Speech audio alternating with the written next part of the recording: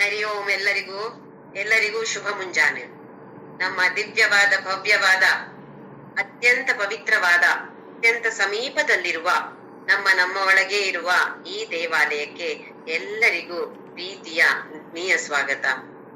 ನನ್ನ ಗುರು ಆಗಿರುವ ಕಾಂಜಂಗಾಡಿನ ಆನಂದಾಶ್ರಮದ ಸ್ವಾಮಿ ರಾಮದಾಸ್ ಹಾಗೂ ನನ್ನ ತಂದೆ ತಾಯರ ಚರಣಾರವಿಂದಗಳಲ್ಲಿ ಅನಂತ ಪ್ರಣಾಮಗಳು.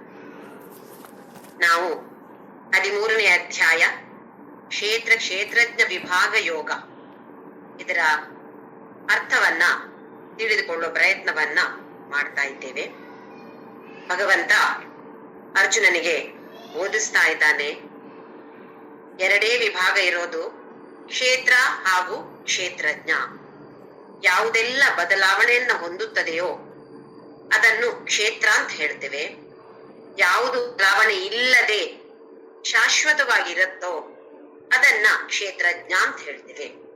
ಹಾಗೆ ಶರೀರ ಅಥವಾ ಈ ಪ್ರಪಂಚ ಅಥವಾ ನಮ್ಗೆ ಏನೆಲ್ಲ ಕಾಣಿಸ್ತಾ ಇದೆಯೋ ಹಾಗೆಯೇ ಕೆಲವು ಕಾಣದೇ ಇರುವಂತಹದ್ದು ಮನಸ್ಸು. ಉದಾಹರಣೆಗೆ ಮನಸ್ಸು, ಬುದ್ಧಿ ಎಲ್ಲ ನಮ್ಗೆ ಕಾಣೋದಿಲ್ಲ, ಆದ್ರೆ ಅದು ಕೂಡ ಪ್ರಕೃತಿ ಸಮೇತ ಎಲ್ಲವೂ ಪ್ರಕೃತಿ ಅಂತಲೇ ಹೇಳ್ಬೋದು, ಇಲ್ಲ ಕ್ಷೇತ್ರ ಅಂತಲೂ ಕರಿಬಹುದು. ಕ್ಷೇತ್ರ ಅಂದ್ರೂ ಪ್ರಕೃತಿ ಅಂದ್ರೂ ಒಂದೇ. ಹಾಗೆಯೇ ಆತ್ಮ ಅಂತ ಹೇಳೋದು ಶಾಶ್ವತವಾಗಿರುವಂತದ್ದು, ಯಾವ ಬದಲಾವಣೆಯನ್ನೂ ಹೊಂದೋದಿಲ್ಲ. ಇದು ಒಂದೇ ಇರೋದು ಕ್ಷೇತ್ರಜ್ಞ ಅಂತ ಹೇಳಿ. ಆದ್ರೆ ಅದು ಸರ್ವವ್ಯಾಪಿಯಾಗಿದೆ, ಎಲ್ಲ ಕಡೆಯಲ್ಲಿರೋದು ಅದುವೇ. ವ್ಯಕ್ತವಾಗಿ ಇರ್ಬೋದು, ಅವ್ಯಕ್ತವಾಗಿಯೂ ಇರ್ಬೋದು. ಹಾಗೆ ಎರಡೇ ಎರಡಿರೋದು ಕ್ಷೇತ್ರಜ್ಞ, ಎರಡೇ ವಿಭಾಗಗಳು ಅಂತ ಅರ್ಜುನನಿಗೆ ಅತ್ಯಂತ ಸುಂದರವಾಗಿ ಶ್ರೀಕೃಷ್ಣ ಪರಮಾತ್ಮ ರಣರಂಗದಲ್ಲಿ ಓದಿಸ್ತಾ ಇದ್ದಾನೆ.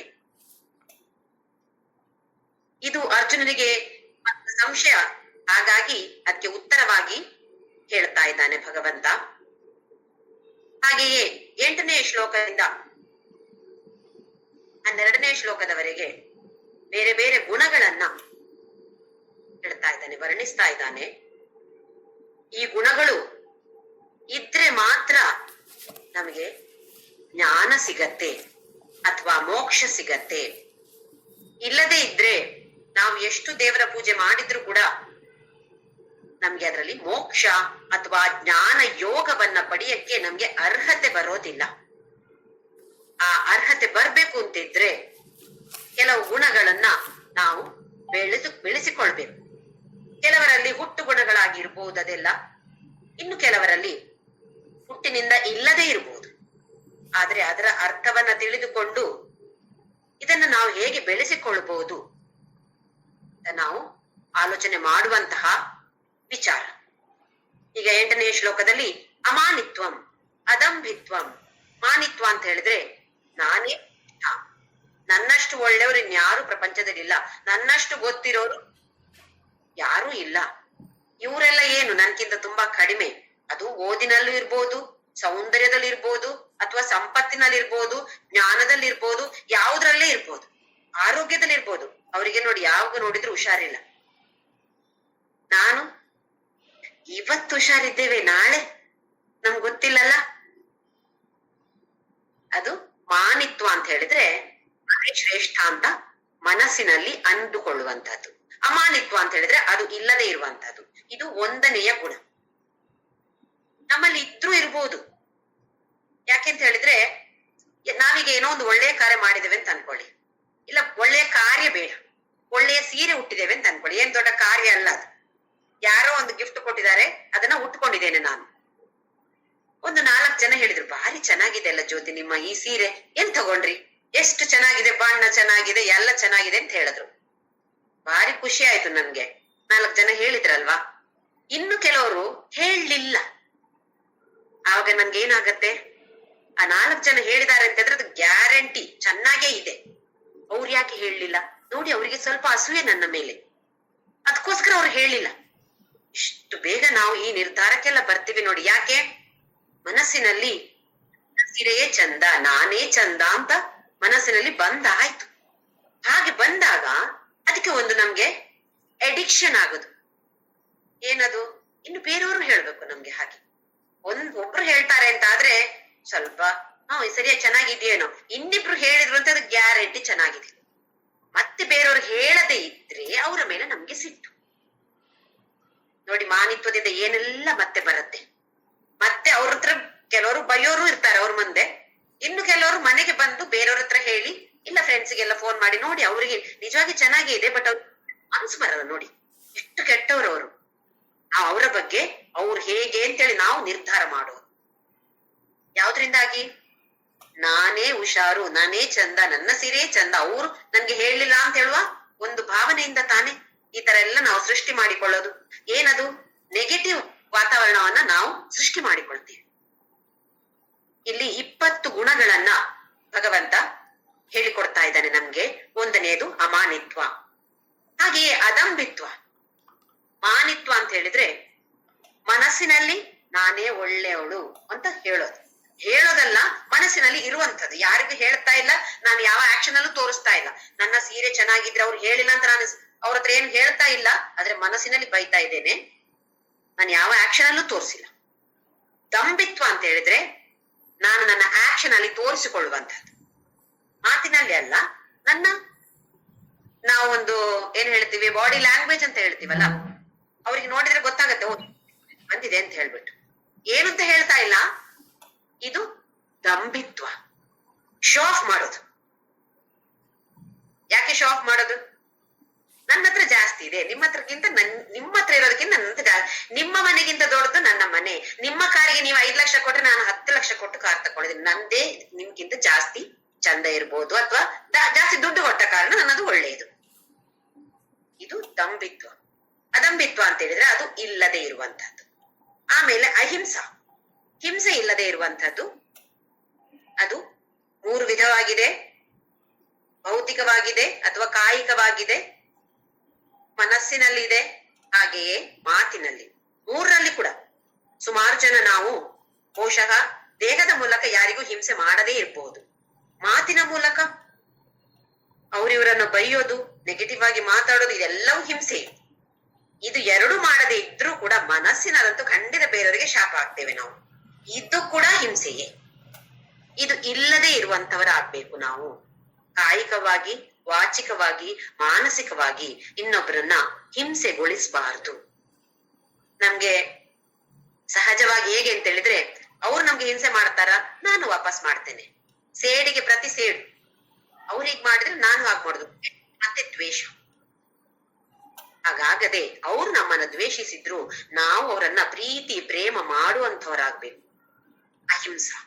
ಹಾಗೆ ಶಾಂತಿ. ಶಾಂತಿ ಅಂತ ಹೇಳಿದ್ರೆ ಸಹನೆ ಇರುವಂತಹದ್ದು. ಶಾಂತಿಗೆ ಇನ್ನೊಂದು ಹೆಸರು ತಿತಿಕ್ಷಾ ಮತ್ತೆ ಕ್ಷಮ. ಸಹನೆ, ಇದೆಲ್ಲ ಒಂದೇ ಶಾಂತಿ. ಆರ್ಜವ. ಆರ್ಜವ ಅಂತ ಹೇಳಿದ್ರೆ ನಾವು ಮನಸ್ಸಿನಲ್ಲಿ ಏನ್ ಆಲೋಚನೆ ಮಾಡ್ತೇವೋ ಅದನ್ನೇ ಮಾತನಾಡೋದು, ಏನ್ ಮಾತನಾಡ್ತೇವೋ ಅದನ್ನೇ ಕಾರ್ಯರೂಪದಲ್ಲಿ ತರುವಂತಹದ್ದು. ನಮ್ಮ ಆಲೋಚನೆ, ಮಾತು ಹಾಗೂ ಕ್ರಿಯೆ ಎಲ್ಲವೂ ಒಂದೇ ರೀತಿಯಾಗಿರ್ಬೇಕು. ಮನಸ್ಸಿನಲ್ಲಿ ಬೇರೆ ಆಲೋಚನೆ, ಮಾತಾಡೋದು ಇನ್ನೊಂದು, ಮಾಡೋದು ಇನ್ನೊಂದು. ಇದಾದ್ರೆ ಆರ್ಜವಂ ಇಲ್ಲದೆ ಆಗತ್ತೆ. ಆರ್ಜವಂ ಇರ್ಬೇಕು ಅಂದ್ರೆ ಮನಸ್ಸಿನಲ್ಲಿ ಒಳ್ಳೆಯದನ್ನೇ ಆಲೋಚನೆ ಮಾಡಿ, ಒಳ್ಳೆಯ ಮಾತನ್ನೇ, ಅದರ ಪ್ರಕಾರ ಒಳ್ಳೆಯ ಮಾತನ್ನೇ ಆಡಿ, ಒಳ್ಳೆಯ ಕಾರ್ಯವನ್ನು ನಾವು ಮಾಡುವಂತವರಾಗ್ಬೇಕು. ಆಚಾರ್ಯ ಉಪಾಸನ. ಯಾರನ್ನ ನಾವು ಗುರು ಅಂತ ಸ್ವೀಕಾರ ಮಾಡ್ತೇವೋ ಆ ಗುರುವಿನನ್ನು ಪ್ರೀತಿಯಿಂದ, ಗೌರವದಿಂದ, ಅಭಿಮಾನದಿಂದ ನೋಡಿಕೊಳ್ಳುವಂಥದ್ದು. ಎಲ್ಲದಕ್ಕಿಂತ ಹೆಚ್ಚಾಗಿ ಅವರು ಯಾವುದನ್ನ ಬೋಧಿಸ್ತಾರೋ ನಮ್ಗೆ ಅದನ್ನ ಅರ್ಥ ಮಾಡಿಕೊಂಡು ಅದನ್ನ ನಮ್ಮ ಜೀವನದಲ್ಲಿ ಅಳವಡಿಸಿಕೊಳ್ಳುವ ಪ್ರಯತ್ನವನ್ನ ಮಾಡಿದ್ರೆ ಖಂಡಿತವಾಗಿಯೂ ಆಚಾರ್ಯ ಉಪಾಸನ ಆಗೇ ಆಗತ್ತೆ. ನಾವು ಅವರನ್ನ ಕೂರಿಸ್ಕೊಂಡು ಆರತಿ ಮಾಡ್ಬೇಕು, ಪೂಜೆ ಮಾಡ್ಬೇಕು ಅಥವಾ ಅರ್ಚನೆ ಮಾಡ್ಬೇಕು ಅಂತ ಯಾವ ಗುರು ಹೇಳ್ತಾ ಇಲ್ಲ. ಎಲ್ಲ ಗುರುಗಳು ಕೂಡ ನಾವು ಗುರು ಅಂತ ಕೂಡ ಹೇಳ್ತಾ ಇಲ್ಲ. ಅಂಥವರನ್ನು ನಾವು ಗುರು ಅಂತ ಸ್ವೀಕಾರ ಮಾಡಿದ್ದೇವೆ. ಅವರನ್ನ ಅಭಿಮಾನದಿಂದ, ಪ್ರೀತಿಯಿಂದ ನೋಡಿ ಅವ್ರು ಹೇಳುವ ಮಾತುಗಳನ್ನ ಮನಸ್ಸಿನಲ್ಲಿ ತೆಗೆದುಕೊಂಡು ಅರ್ಥ ಮಾಡಿಕೊಂಡು ಜೀವನದಲ್ಲಿ ಅಳವಡಿಸಿಕೊಂಡ್ರೆ ಇದು ಆಚಾರ್ಯ ಉಪಾಸನ ಮಾಡಿದ ಹಾಗೆ. ಶೌಚಂ, ಶುಚಿಯಾಗಿರೋದು. ಹೊರಗಡೆ ಶುಚಿ, ಒಳಗಡೆ ಶುಚಿ, ಅಂತರಂಗ ಶುದ್ಧಿ. ಬಹಿರಂಗ ಶುದ್ಧಿ, ಹೊರಗಡೆ ಇರಬೇಕು ಒಳಗಡೆ ಇರಬೇಕು. ಅಂತರಂಗ ಶುದ್ಧಿಗೆ ಜಾಸ್ತಿ ಪ್ರಾಮುಖ್ಯತೆಯನ್ನ ಕೊಡ್ಬೇಕಾಗತ್ತೆ. ಹಾಗೆಯೇ ಮತ್ತೆ ಕಾಯಿಕ, ವಾಚಿಕ, ಮಾನಸಿಕ, ಮನಸ್ಸಿನ ಆಲೋಚನೆ ಶುದ್ಧವಾಗಿರ್ಬೇಕು, ಪವಿತ್ರವಾಗಿರ್ಬೇಕು, ನಿರ್ಮಲವಾಗಿರ್ಬೇಕು. ಹಾಗಿದ್ರೆ ಮಾತು ಕೂಡ ಶುದ್ಧವಾಗಿರತ್ತೆ, ಪ್ರೀತಿಯ ಮಾತಾಗಿರತ್ತೆ. ಹಾಗಿದ್ರೆ ಮತ್ತೆ ಕಾರ್ಯ ಕೂಡ ಶುದ್ಧವಾಗಿರತ್ತೆ, ನಿರ್ಮಲವಾಗಿರತ್ತೆ. ಮಾಡಿದ ಪ್ರತಿಯೊಂದು ಕಾರ್ಯವು ಪವಿತ್ರವಾಗಿರತ್ತೆ. ಯಾವುದೇ ಕಾರ್ಯ ಇರ್ಲಿ ಪವಿತ್ರವಾಗಿರತ್ತೆ. ಯಾಕೆ? ಮನಸ್ಸು ಪವಿತ್ರವಾಗಿದ್ದಾಗ ಮಾಡುವ ಕಾರ್ಯ ಕೂಡ ಪವಿತ್ರವಾಗಿರತ್ತೆ. ಹಾಗಾಗಿ ಎಲ್ಲದಕ್ಕಿಂತ ಹೆಚ್ಚಾಗಿ ಮನಸ್ಸಿಗೆ ಪ್ರಾಮುಖ್ಯತೆಯನ್ನ ನಾವು ಕೊಡುವಂಥವರಾಗ್ಬೇಕು. ನಿರ್ಮಲವಾಗಿರ್ಬೇಕು, ಪರಿಶುದ್ಧವಾಗಿರ್ಬೇಕು, ಪವಿತ್ರವಾಗಿರ್ಬೇಕು. ಮನಸ್ಸು ಯಾವತ್ತೂ ಕೂಡ ಸ್ಥೈರ್ಯ, ಸ್ಥಿರತೆ ಇರುವಂತಹದ್ದು. ಇವತ್ತೊಂದು ಮಾಡೋದು, ನಾಳೆ ಇನ್ನೊಂದು ಮಾಡೋದು, ಮತ್ತೊಂದು ಮಾಡೋದು, ಒಂದು ಸ್ಥಿರತೆ ಇಲ್ಲದೆ ಆಗ್ಬಾರ್ದು. ಸ್ಥೈರ್ಯ ಅಂತ ಹೇಳಿದ್ರೆ ಸ್ಥಿರತೆ ಇರುವಂತಹದ್ದು. ಒಂದು ಉಪಾಸನಾ ಕ್ರಮವನ್ನ ತೆಗೆದುಕೊಂಡ್ರೆ ಸ್ವಲ್ಪ ಸಮಯವಾದ್ರೂ ಅದನ್ನ ಮಾಡುವಂತವರಾಗ್ಬೇಕು. ಇಲ್ಲ ಇವತ್ತು ಯಾರೋ ಹೇಳಿದ್ರು ಹೀಗ್ ಮಾಡೋದು, ನಾಳೆ ಇನ್ನೊಂದು ಬೇರೆ ಹೇಳ್ತಾರೆ ಅದನ್ನ ಮಾಡೋದು. ಅದರ ಜೊತೆ ಇದನ್ನ ಮಾಡಿದ್ರೆ ಪರವಾಗಿಲ್ಲ, ಇದು ಬಿಟ್ಟು ಇದು ಸರಿಯಾಗಿಲ್ಲ ನನ್ಗೆ, ಇದರಿಂದಾಗಿ ನನ್ನ ಮಗಳ ಮದುವೆ ಆಗ್ಲಿಲ್ಲ, ಇದಲ್ಲ ಇನ್ನು ಬೇರೆ ಮಾಡ್ತೇನೆ. ಒಂದು ಸ್ಥಿರತೆ ಇಲ್ಲದೆ ಆಗ್ಬಾರ್ದು. ಸ್ಥೈರ್ಯ ಅದು ಬೇಕು. ಇಲ್ಲಿವರೆಗೆ ನಾವು ನೋಡಿದ್ದೆವು. ಈಗ ಆತ್ಮ ವಿನಿಗ್ರಹ. ಇಲ್ಲಿ ಆತ್ಮ ಅಂತ ಹೇಳಿದ್ರೆ ಸಚ್ಚಿದಾನಂದ ಆತ್ಮ ಅಲ್ಲ. ಇಲ್ಲಿ ಸ್ಥೂಲ ಶರೀರ ಹಾಗೂ ಸೂಕ್ಷ್ಮ ಶರೀರವನ್ನ ಸೇರಿಸಿಕೊಂಡು ಆತ್ಮ ಅಂತ ಹೇಳೋದು. ನಾವು ಹಿಂದೆ ಸುಮಾರು ಸಲ ನೋಡಿದ್ದೇವೆ. ಆತ್ಮ ಅಂತ ಹೇಳುವ ಶಬ್ದ ಬೇರೆ ಬೇರೆ ಸಂದರ್ಭಗಳಲ್ಲಿ ಉಪಯೋಗಿಸಲ್ಪಡುತ್ತದೆ. ಭಗವದ್ಗೀತೆಯಲ್ಲಿರ್ಲಿ ಅಥವಾ ಉಪನಿಷತ್ತಿನಲ್ಲಿರ್ಲಿ. ಇಲ್ಲಿ ಸ್ಥೂಲ ಶರೀರ ಹಾಗೂ ಸೂಕ್ಷ್ಮ ಶರೀರವನ್ನ ಸೇರಿಸಿಕೊಂಡು ಆತ್ಮ ವಿನಿಗ್ರಹ ಅಂತ ಹೇಳಿದ್ದಾನೆ ಪರಮಾತ್ಮ. ಅಂದ್ರೆ ನಮ್ಮ 5 ಜ್ಞಾನೇಂದ್ರಿಯಗಳು ಎಲ್ಲರಿಗೂ ತಿಳಿದೇ ಇದೆ. ಜ್ಞಾನೇಂದ್ರಿಯ ಮತ್ತೆ ಹೇಳ್ತೀನಿ. ಕಣ್ಣು, ಕಿವಿ, ಮೂಗು, ನಾಲಿಗೆ ಹಾಗೂ ಚರ್ಮ. ಇದು 5 ಪಂಚ ಜ್ಞಾನೇಂದ್ರಿಯಗಳು. ಇದರ ಮೂಲಕ ನಾವು ಪ್ರಪಂಚವನ್ನ ಗ್ರಹಿಸ್ತೇವೆ ಅಥವಾ ಸ್ವೀಕಾರ ಮಾಡ್ತೇವೆ. ಅಂದ್ರೆ ಈಗ ಯಾವುದೇ ಒಂದು ದೊಡ್ಡ ಬಿಲ್ಡಿಂಗ್ ಇರ್ಲಿ, ಹೋದ್ರೆ ಬೋರ್ಡ್ ಇರತ್ತೆ, ಒಳಗೆ ಇನ್ನೊಂದು ಬೋರ್ಡ್, ಇನ್ನೊಂದು ಗೇಟ್ ಇರತ್ತೆ, ಹೊರಗೆ ಅಂತ ಹೇಳಿ. ಒಳಗೆ ಹೋಗ್ಲಿಕ್ಕೆ ಈ ಗೇಟ್, ಎಂಟ್ರಿ ಆಗೋದು ಈ ಗೇಟ್ ಅಲ್ಲಿ, ಹೊರಗಡೆ ಬರೋದು ಇನ್ ಅಂಡ್ ಔಟ್ ಅಂತ ಇರುತ್ತೆ. ಒಳಗೆ ಹೊರಗೆ. ಹಾಗೆ ಇದು ಒಳಗೆ ಬರುವ ಗೇಟ್ ಇದು ಜ್ಞಾನೇಂದ್ರಿಯ.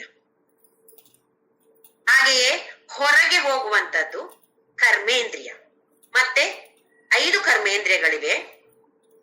ವಾಕ್ ಮಾತಾಡೋದು, ಪಾಣಿ ಕೈ, ಪಾದ ಕಾಲು ಅಥವಾ ಪಾದ, ಹಾಗೆ ಉಪಸ್ಥ ಜನನೇಂದ್ರಿಯ, ಪಾಯು ಉದದ್ವಾರ. ಈ 5 ಕರ್ಮೇಂದ್ರಿಯಗಳು. ಇದರಿಂದ ನಾವು ಕಾರ್ಯವನ್ನ ಮಾಡಿ ಪ್ರಪಂಚಕ್ಕೆ ಬಿಟ್ಟು ಕೊಡ್ತಾ ಇದ್ದೇವೆ. ಆ ಎನರ್ಜಿ ಏನಿದೆ, ಶಕ್ತಿ ಏನಿದೆ, ಅದು ಈ ಬ್ರಹ್ಮಾಂಡಕ್ಕೆ ಬಹುಮಾನವಾಗಿ ನಾವು ಕೊಡುವಂತದ್ದು. 5 ಜ್ಞಾನೇಂದ್ರಿಯಗಳು, 5 ಕರ್ಮೇಂದ್ರಿಯಗಳು, ಹಾಗೆ 5 ಪ್ರಾಣವಾಯುಗಳು. ಪ್ರಾಣಾಪಾನ ಇದೆಲ್ಲ ನಮ್ಗೆ 5 ಪಂಚ ಪ್ರಾಣ ಅಂತ ಹೇಳ್ತೀವಿ. ಈ 5 ವಾಯು. ಆಮೇಲೆ ಮನಸ್ಸು, ಬುದ್ಧಿ. 5 5 5 15 ಆಯ್ತು. ಮನಸ್ಸು, ಬುದ್ಧಿ 17. ಎಲ್ಲ ಒಟ್ಟು ಸೇರಿ 17 ಉಪಕರಣಗಳು ನಮ್ಮಲ್ಲಿವೆ. ಈ ಉಪಕರಣಗಳನ್ನ ಉಪಯೋಗಿಸಿ ಅಧ್ಯಾತ್ಮದಲ್ಲಿ ಮುಂದಕ್ಕೆ ಹೋಗಬೇಕು ಅಂತ ಇದ್ರೆ ಈ ಆತ್ಮ ವಿನಿಗ್ರಹವನ್ನ ಮಾಡಿಕೊಳ್ಬೇಕು. ಅಂದ್ರೆ ಅದನ್ನ ನಮ್ಮ ವಶದಲ್ಲಿ ಇಟ್ಟುಕೊಳ್ಳುವಂತವರಾಗ್ಬೇಕು. ಪತಂಜಲಿಯ ಅಷ್ಟಾಂಗ ಯೋಗ ಅಂತ ಹೇಳ್ತಾರೆ. ಯಮ, ನಿಯಮ, ಆಸನ, ಪ್ರಾಣಾಯಾಮ, ಪ್ರತ್ಯಾಹಾರ, ಆಮೇಲೆ ಧಾರಣ, ಧ್ಯಾನ, ಆಮೇಲೆ ಸಮಾಧಿ. ಅದರಲ್ಲಿ ಪ್ರತ್ಯಾಹಾರ ಅಂತ ಹೇಳೋದಾದ್ರೆ ಇದೆ, ಅದಕ್ಕೆ ಹೆಸರು ದಮ ಅಂತ ಇದೆ. ಶಮ ಅಂತ ಹೇಳಿದ್ರೆ ಮನಸ್ಸನ್ನ ವಶದಲ್ಲಿ ಇಟ್ಕೊಳ್ಳೋದು. ಕ್ಷಮ ಅಲ್ಲ, ಶಮ. ದಮ ಅಂತ ಹೇಳಿದ್ರೆ ಇಂದ್ರಿಯಗಳನ್ನ, ಜ್ಞಾನೇಂದ್ರಿಯಗಳನ್ನ, ಕರ್ಮೇಂದ್ರಿಯಗಳನ್ನ ನಮ್ಮ ವಶದಲ್ಲಿ ಇಟ್ಟುಕೊಂಡುಗಳು. ಏನು ವಶದಲ್ಲಿ ಇಟ್ಕೊಳ್ಳೋದು ಅಂತ ಹೇಳಿದ್ರೆ ನೋಡಿ, ಸಣ್ಣ ಉದಾಹರಣೆ ಹೇಳೋದಿದ್ರೆ, ಒಂದು ಟಿವಿ ಸೀರಿಯಲ್, ಒಂದು ಧಾರಾವಾಹಿ ನಾನು ನೋಡ್ತಾ ಇರ್ಲಿಲ್ಲ. ನಮ್ಮ ಯಾರೋ ಮನೆಯಲ್ಲಿರೋರು, ತಾಯಿಯೋ ತಂದೆಯೋ ಅತ್ತೆಯೋ ಮಾವನೋ ಇಲ್ಲ ಯಾರೋ ಒಬ್ರು ನೋಡ್ತಾ ಇದ್ರು. ಹೇ ಬಾ ಚೆನ್ನಾಗಿದೆ ನೋಡು ಅಂತ ಹೇಳಿದ್ರು. ಕೂತ್ಕೊಂಡು ನೋಡ್ದೆ. ಓ ಚೆನ್ನಾಗಿದೆ. ಏನು? ಅತ್ತೆ ಸೊಸೆ ಜಗಳ ಭಾರಿ ಚೆನ್ನಾಗಿ ಇದ್ದಾರೆ. ನೈಜ ಜೀವನದಲ್ಲಿ ಹೇಗಾಗತ್ತೋ ಅದನ್ನ ತೋರಿಸ್ತಾ ಇದ್ದಾರೆ. ಎಷ್ಟು ಇಂಟ್ರೆಸ್ಟ್ ನಮ್ಗೆ ಅದನ್ನ ನೋಡಕ್ಕೆ. ಆಮೇಲೆ ಆ ಧಾರಾವಾಹಿಯನ್ನು ಹೇಗೆ ಕೊನೆ ಮಾಡ್ತಿದ್ದಾರೆ ಅಂದ್ರೆ, ಆ ದಿನದ ಕೊನೆ ಆಗಿಲ್ಲ, ಕೊನೆ ಆಗೋದು ಸುಮಾರು ವರ್ಷ ಕಳೆದ ಮೇಲೆ. ಅದು ಆ ದಿನದ ಆ ಧಾರಾವಾಹಿಯ ಕೊನೆ ಹೇಗಾಯ್ತು? ತುಂಬಾ ಕುತೂಹಲಕಾರಿಯಾಗಿದೆ. ಏನಾಗತ್ತೋ ನಾಳೆ ಏನಾಗತ್ತೋ ಅಂತೇಳಿ. ನಾಳೆ ಅದೇ ಸಮಯಕ್ಕೆ 7 ಗಂಟೆಗೆ ಆ ಧಾರಾವಾಹಿ ಇದೆ ಅಂತ ಹೇಳಿದ್ರೆ ಮತ್ತೆ ಎಲ್ಲ ಕೆಲಸ ಬಿಟ್ಟು ಟಿವಿ ಮುಂದೆ ಹಾಜರು ನಾನು. ಯಾಕೆ? ಅದು ತುಂಬಾ ಕುತೂಹಲಕಾರಿಯಾಗಿ ನಿಲ್ಸಿದಾರಲ್ಲ ನಿನ್ನೆ. ಇವತ್ತೇನಾಗತ್ತೋ ನೋಡ್ಬೇಕು. ಹೇಗೆ ಒಬ್ರು ಕಚ್ಚಿಕೊಂಡು ಏನಾಗತ್ತೆ ಅಂತ ಕೂತ್ಕೊಳ್ತೀವಿ. ಅದೇ ಸಮಯಕ್ಕೆ ಡಿಂಗ್ ಡಾಂಗ್ ಅಂತ ಯಾರೋ ಮನೆಗೆ ಬಂದ್ರೆ ಅವರಿಗೆ 4 ಮನಸ್ಸಿನಲ್ಲಿ ಶಾಪ. ಹೊರಗಡೆ ತೋರ್ಸೋ ಆಗಿಲ್ಲ. ಇದೇ ಸಮಯಕ್ಕೆ ಬರ್ಬೇಕಾ ಇವ್ರು? ನಾಳೆ ಬರ್ಬಾರ್ದಾಗಿತ್ತ, ನಾಳೆ ಬೆಳಿಗ್ಗೆ ಬರ್ಬಾರ್ದಾಗಿತ್ತ ಇವ್ರಿಗೆ? ಅದು ನೋಡಿ, ಅದಕ್ಕೆ ನಮ್ಗೆ ಎಡಿಕ್ಷನ್ ಆಗಿ ಹೋಗ್ತಾ ಇದೆ. ಅದೊಂದು ಚಟಕ್ಕೆ ಬೀಳ್ತಾ, ಅದೊಂದು ವ್ಯಸನ ಆಗ್ಬಿಡ್ತಾ ಇದೆ ನಮ್ಗೆ. ಸಣ್ಣ ವಿಷಯದ ಉದಾಹರಣೆ ಇದು. ಪ್ರತಿದಿನ 7 ಗಂಟೆಗೆ ಒಂಟೆಗೆ ಓಪಿಯಂ ಕೊಟ್ರೆ, 7 ಗಂಟೆಗೆ ಕೊಟ್ರೆ ಅದೇ 7 ಗಂಟೆಗೆ ಮರುದಿನ ಮತ್ತೆ ಹಾಜರಾಗತ್ತೆ ಅಂತ ಹೇಳಿ. ಅದಕ್ಕೆ ಅಷ್ಟು ಇಷ್ಟ ಅದು ಒಂಟೆಗೆ ಓಪಿಯಂ ಅಂತ ಹೇಳಿದ್ರೆ. ಹಾಗೆ ನಾವು ಕೂಡ ಆ ವ್ಯಸನಕ್ಕೆ ಬಲಿ ಬಿದ್ದು, ಏನಿದು ಕಣ್ಣು ನೋಡಕ್ಕೆ ಮತ್ತೆ ಮತ್ತೆ ಕೇಳ್ತಾ ಇದೆ. ಇದು ನೋಡುವ, ಈ ಧಾರಾವಾಹಿ ನೋಡುವ. ಇದೊಂದು ಉದಾಹರಣೆ. ಇನ್ನೊಂದು ಉದಾಹರಣೆ, ನಮ್ಮೆಲ್ರಿಗೂ ಗೊತ್ತಿರೋ ಹಾಗೆ ಕಾಫಿ ಕುಡಿಯೋದು. ಬೆಳಿಗ್ಗೆ ಎದ್ದ ತಕ್ಷಣ ಕಾಫಿ ಬೇಕು. ಇಲ್ದಿದ್ರೆ ಬಂಡಿ ಓಡೋದಿಲ್ಲ, ಗಾಡಿ ಓಡೋದೇ ಇಲ್ಲ ಕಾಫಿ ಕುಡಿದೇ ಇದ್ರೆ. ಇದು ಒಂದು ಚಟ, ಒಂದು ವ್ಯಸನ. ಏನಾಗತ್ತೆ ಕಾಫಿ ಕುಡಿದೇ ಇದ್ರೆ? ನಾಳೆಗೆ ಕೇಳತ್ತೆ ಕಾಫಿ ಇಲ್ದಿದ್ರೆ ಆಗಲ್ಲ ಇಲ್ಲದ್ರೆ ಏನಾದ್ರೆ ತಲೆ ಆದ್ರೂ ನೋವು ಬರತ್ತೆ. ಚಿಕ್ಕ ಪುಟ್ಟ ಉದಾಹರಣೆಗಳಿದೆಲ್ಲ. ಹೀಗೆ ದೊಡ್ಡ ದೊಡ್ಡ ಉದಾಹರಣೆಗಳು ಬೇಕಾದಷ್ಟಿದೆ. ನಮ್ಮ ದಿನನಿತ್ಯದ ದಿನಚರಿಯಲ್ಲಿ ನಡೆಯುವಂತಹ ವ್ಯಸನಗಳಿದೆಲ್ಲ. ಅದು ಬೇಡ ಬಿಡಿ. ನಮ್ಮದೇ ಒಂದು ಬೆಡ್, ಅದೇ ಬೆಡ್ ಶೀಟ್ ಇದೆ, ಬೆಡ್ ಶೀಟ್ ಆಗ್ಬೇಕು ನಂಗೆ. ಬೇರೆಯವ್ರ ಮನೆಗೆ ಹೋದ್ರೆ ನಿದ್ದೆ ಬರೋದಿಲ್ಲ ಮಾರ್ಯಾರ ನಂಗೆ. ಇದೆಲ್ಲ ಯಾವ ತರದ ಅಟ್ಯಾಚ್ಮೆಂಟ್ ನಮ್ಗೆ ನೋಡಿ. ಯಾವುದು ನಮ್ಮ ಕಂಟ್ರೋಲ್ ಅಲ್ಲಿ ಇದೆ? ಯಾವುದನ್ನ ನಿಗ್ರಹ ಮಾಡ್ತೀವಿ ನಾವು? ಯಾವುದು ನಮ್ಮ ಕಂಟ್ರೋಲ್ ಅಲ್ಲಿ ಇಲ್ಲ. ನಮ್ಗೆ ಜ್ಞಾನ ಬೇಕು ಅಂದ್ರೆ ಹೇಗಾಗತ್ತೆ? ಮೋಕ್ಷ ಬೇಕು ಅಂದ್ರೆ ಹೇಗಾಗತ್ತೆ? ಕೃಷ್ಣ ಪರಮಾತ್ಮ ಇಲ್ಲಿ ಹೇಳ್ತಾ ಇದ್ದಾನೆ, ಆತ್ಮ ವಿನಿಗ್ರಹ ಮಾಡದೆ ದಾರಿ ಇಲ್ಲ. ಅಧ್ಯಾತ್ಮ ಪಥದಲ್ಲಿ ಮುಂದೆ ಹೋಗ್ಬೇಕಾ? ಮಾಡ್ಬೇಕು. ಇಲ್ಲ ಬೇಡ, ಸುಮ್ನೆ ಧಾರ್ಮಿಕವಾಗಿ ನಾನು ಹೀಗೆ ಸಂತೋಷದಿಂದ ನಾನು ಜೀವಿಸ್ತೇನೆ ಸಾಕುದು ಅಂತ ಹೇಳಿದ್ರೆ ಸಾಕು, ಪರವಾಗಿಲ್ಲ. ಇದೆಲ್ಲ ಅಗತ್ಯ ಇಲ್ಲ. ನಾವೆಲ್ಲರೂ ಇವಾಗ ಸಾಧಕರು. ಅಧ್ಯಾತ್ಮ ಪಥದಲ್ಲಿ ಮುಂದಕ್ಕೆ ಹೋಗ್ಬೇಕು ಅಂತ ಛಲದಿಂದ ಪಣ ತೊಟ್ಟು ಮುಂದೆ ಹೋಗೋರಾದ್ರೆ ಇದನ್ನೆಲ್ಲ ಪ್ರಯತ್ನ ಪೂರ್ವಕವಾಗಿ ಮಾಡ್ಲೇಬೇಕಾದಂತ. ಇದ್ರಲ್ಲಿ ಇವಾಗ ಆಸನ ಅಂತ, ಅಷ್ಟಾಂಗ ಯೋಗದಲ್ಲಿ 3ನೇದು ಆಸನ. ಆಸನ ಅಂತ ಹೇಳಿದ್ರೆ ಯೋಗಾಸನ ಮಾಡ್ತಿರ್ತಾರೆ. ಯಾತಕ್ಕಾಗಿ? ನಮ್ಮ ಹೊರಗಿನ ಶರೀರ ಅದು ನಮ್ಮ ವಶದಲ್ಲಿ ಇರ್ಬೇಕಾಗಿದೆ. ಅನ್ನಮಯ ಕೋಶ, 5 ಕೋಶಗಳಿವೆ. ಹೊರಗಡೆದ್ದು ಅನ್ನಮಯ ಕೋಶ. ಆಮೇಲೆ ಪ್ರಾಣಾಯಾಮ, 4ನೇದು ಅಷ್ಟಾಂಗ ಯೋಗದಲ್ಲಿ ಪ್ರಾಣಾಯಾಮ. ಯಾತಕ್ಕಾಗಿ ಪ್ರಾಣಾಯಾಮ? ಅಲ್ಲಿ ಪ್ರಾಣಮಯ ಕೋಶ ಇದೆ. ಆ ಕೋಶವನ್ನ ನಮ್ಮ ವಶದಲ್ಲಿ ಇಟ್ಟುಕೊಳ್ಳೋದಕ್ಕೋಸ್ಕರ ಪ್ರಾಣಾಯಾಮ. ಹಾಗೆ ಬೇರೆ ಬೇರೆ ಎಲ್ಲ ಅಷ್ಟಾಂಗ ಯೋಗಗಳಲ್ಲಿ ಏನೇನಿದೆಯೋ ಅದೆಲ್ಲವೂ ಯಾತಕ್ಕಾಗಿ?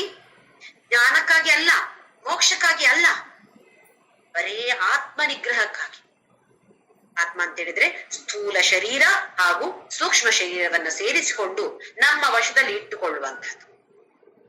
ಇದು ಆತ್ಮ ವಿನಿಗ್ರಹ. ಇನ್ನು ಮುಂದಿನ ಗುಣಗಳನ್ನ ಭಗವಂತ ಏನ್ ಹೇಳ್ತಾನೆ ನೋಡೋಣ. ಶ್ಲೋಕ ನಂಬರ್ 9.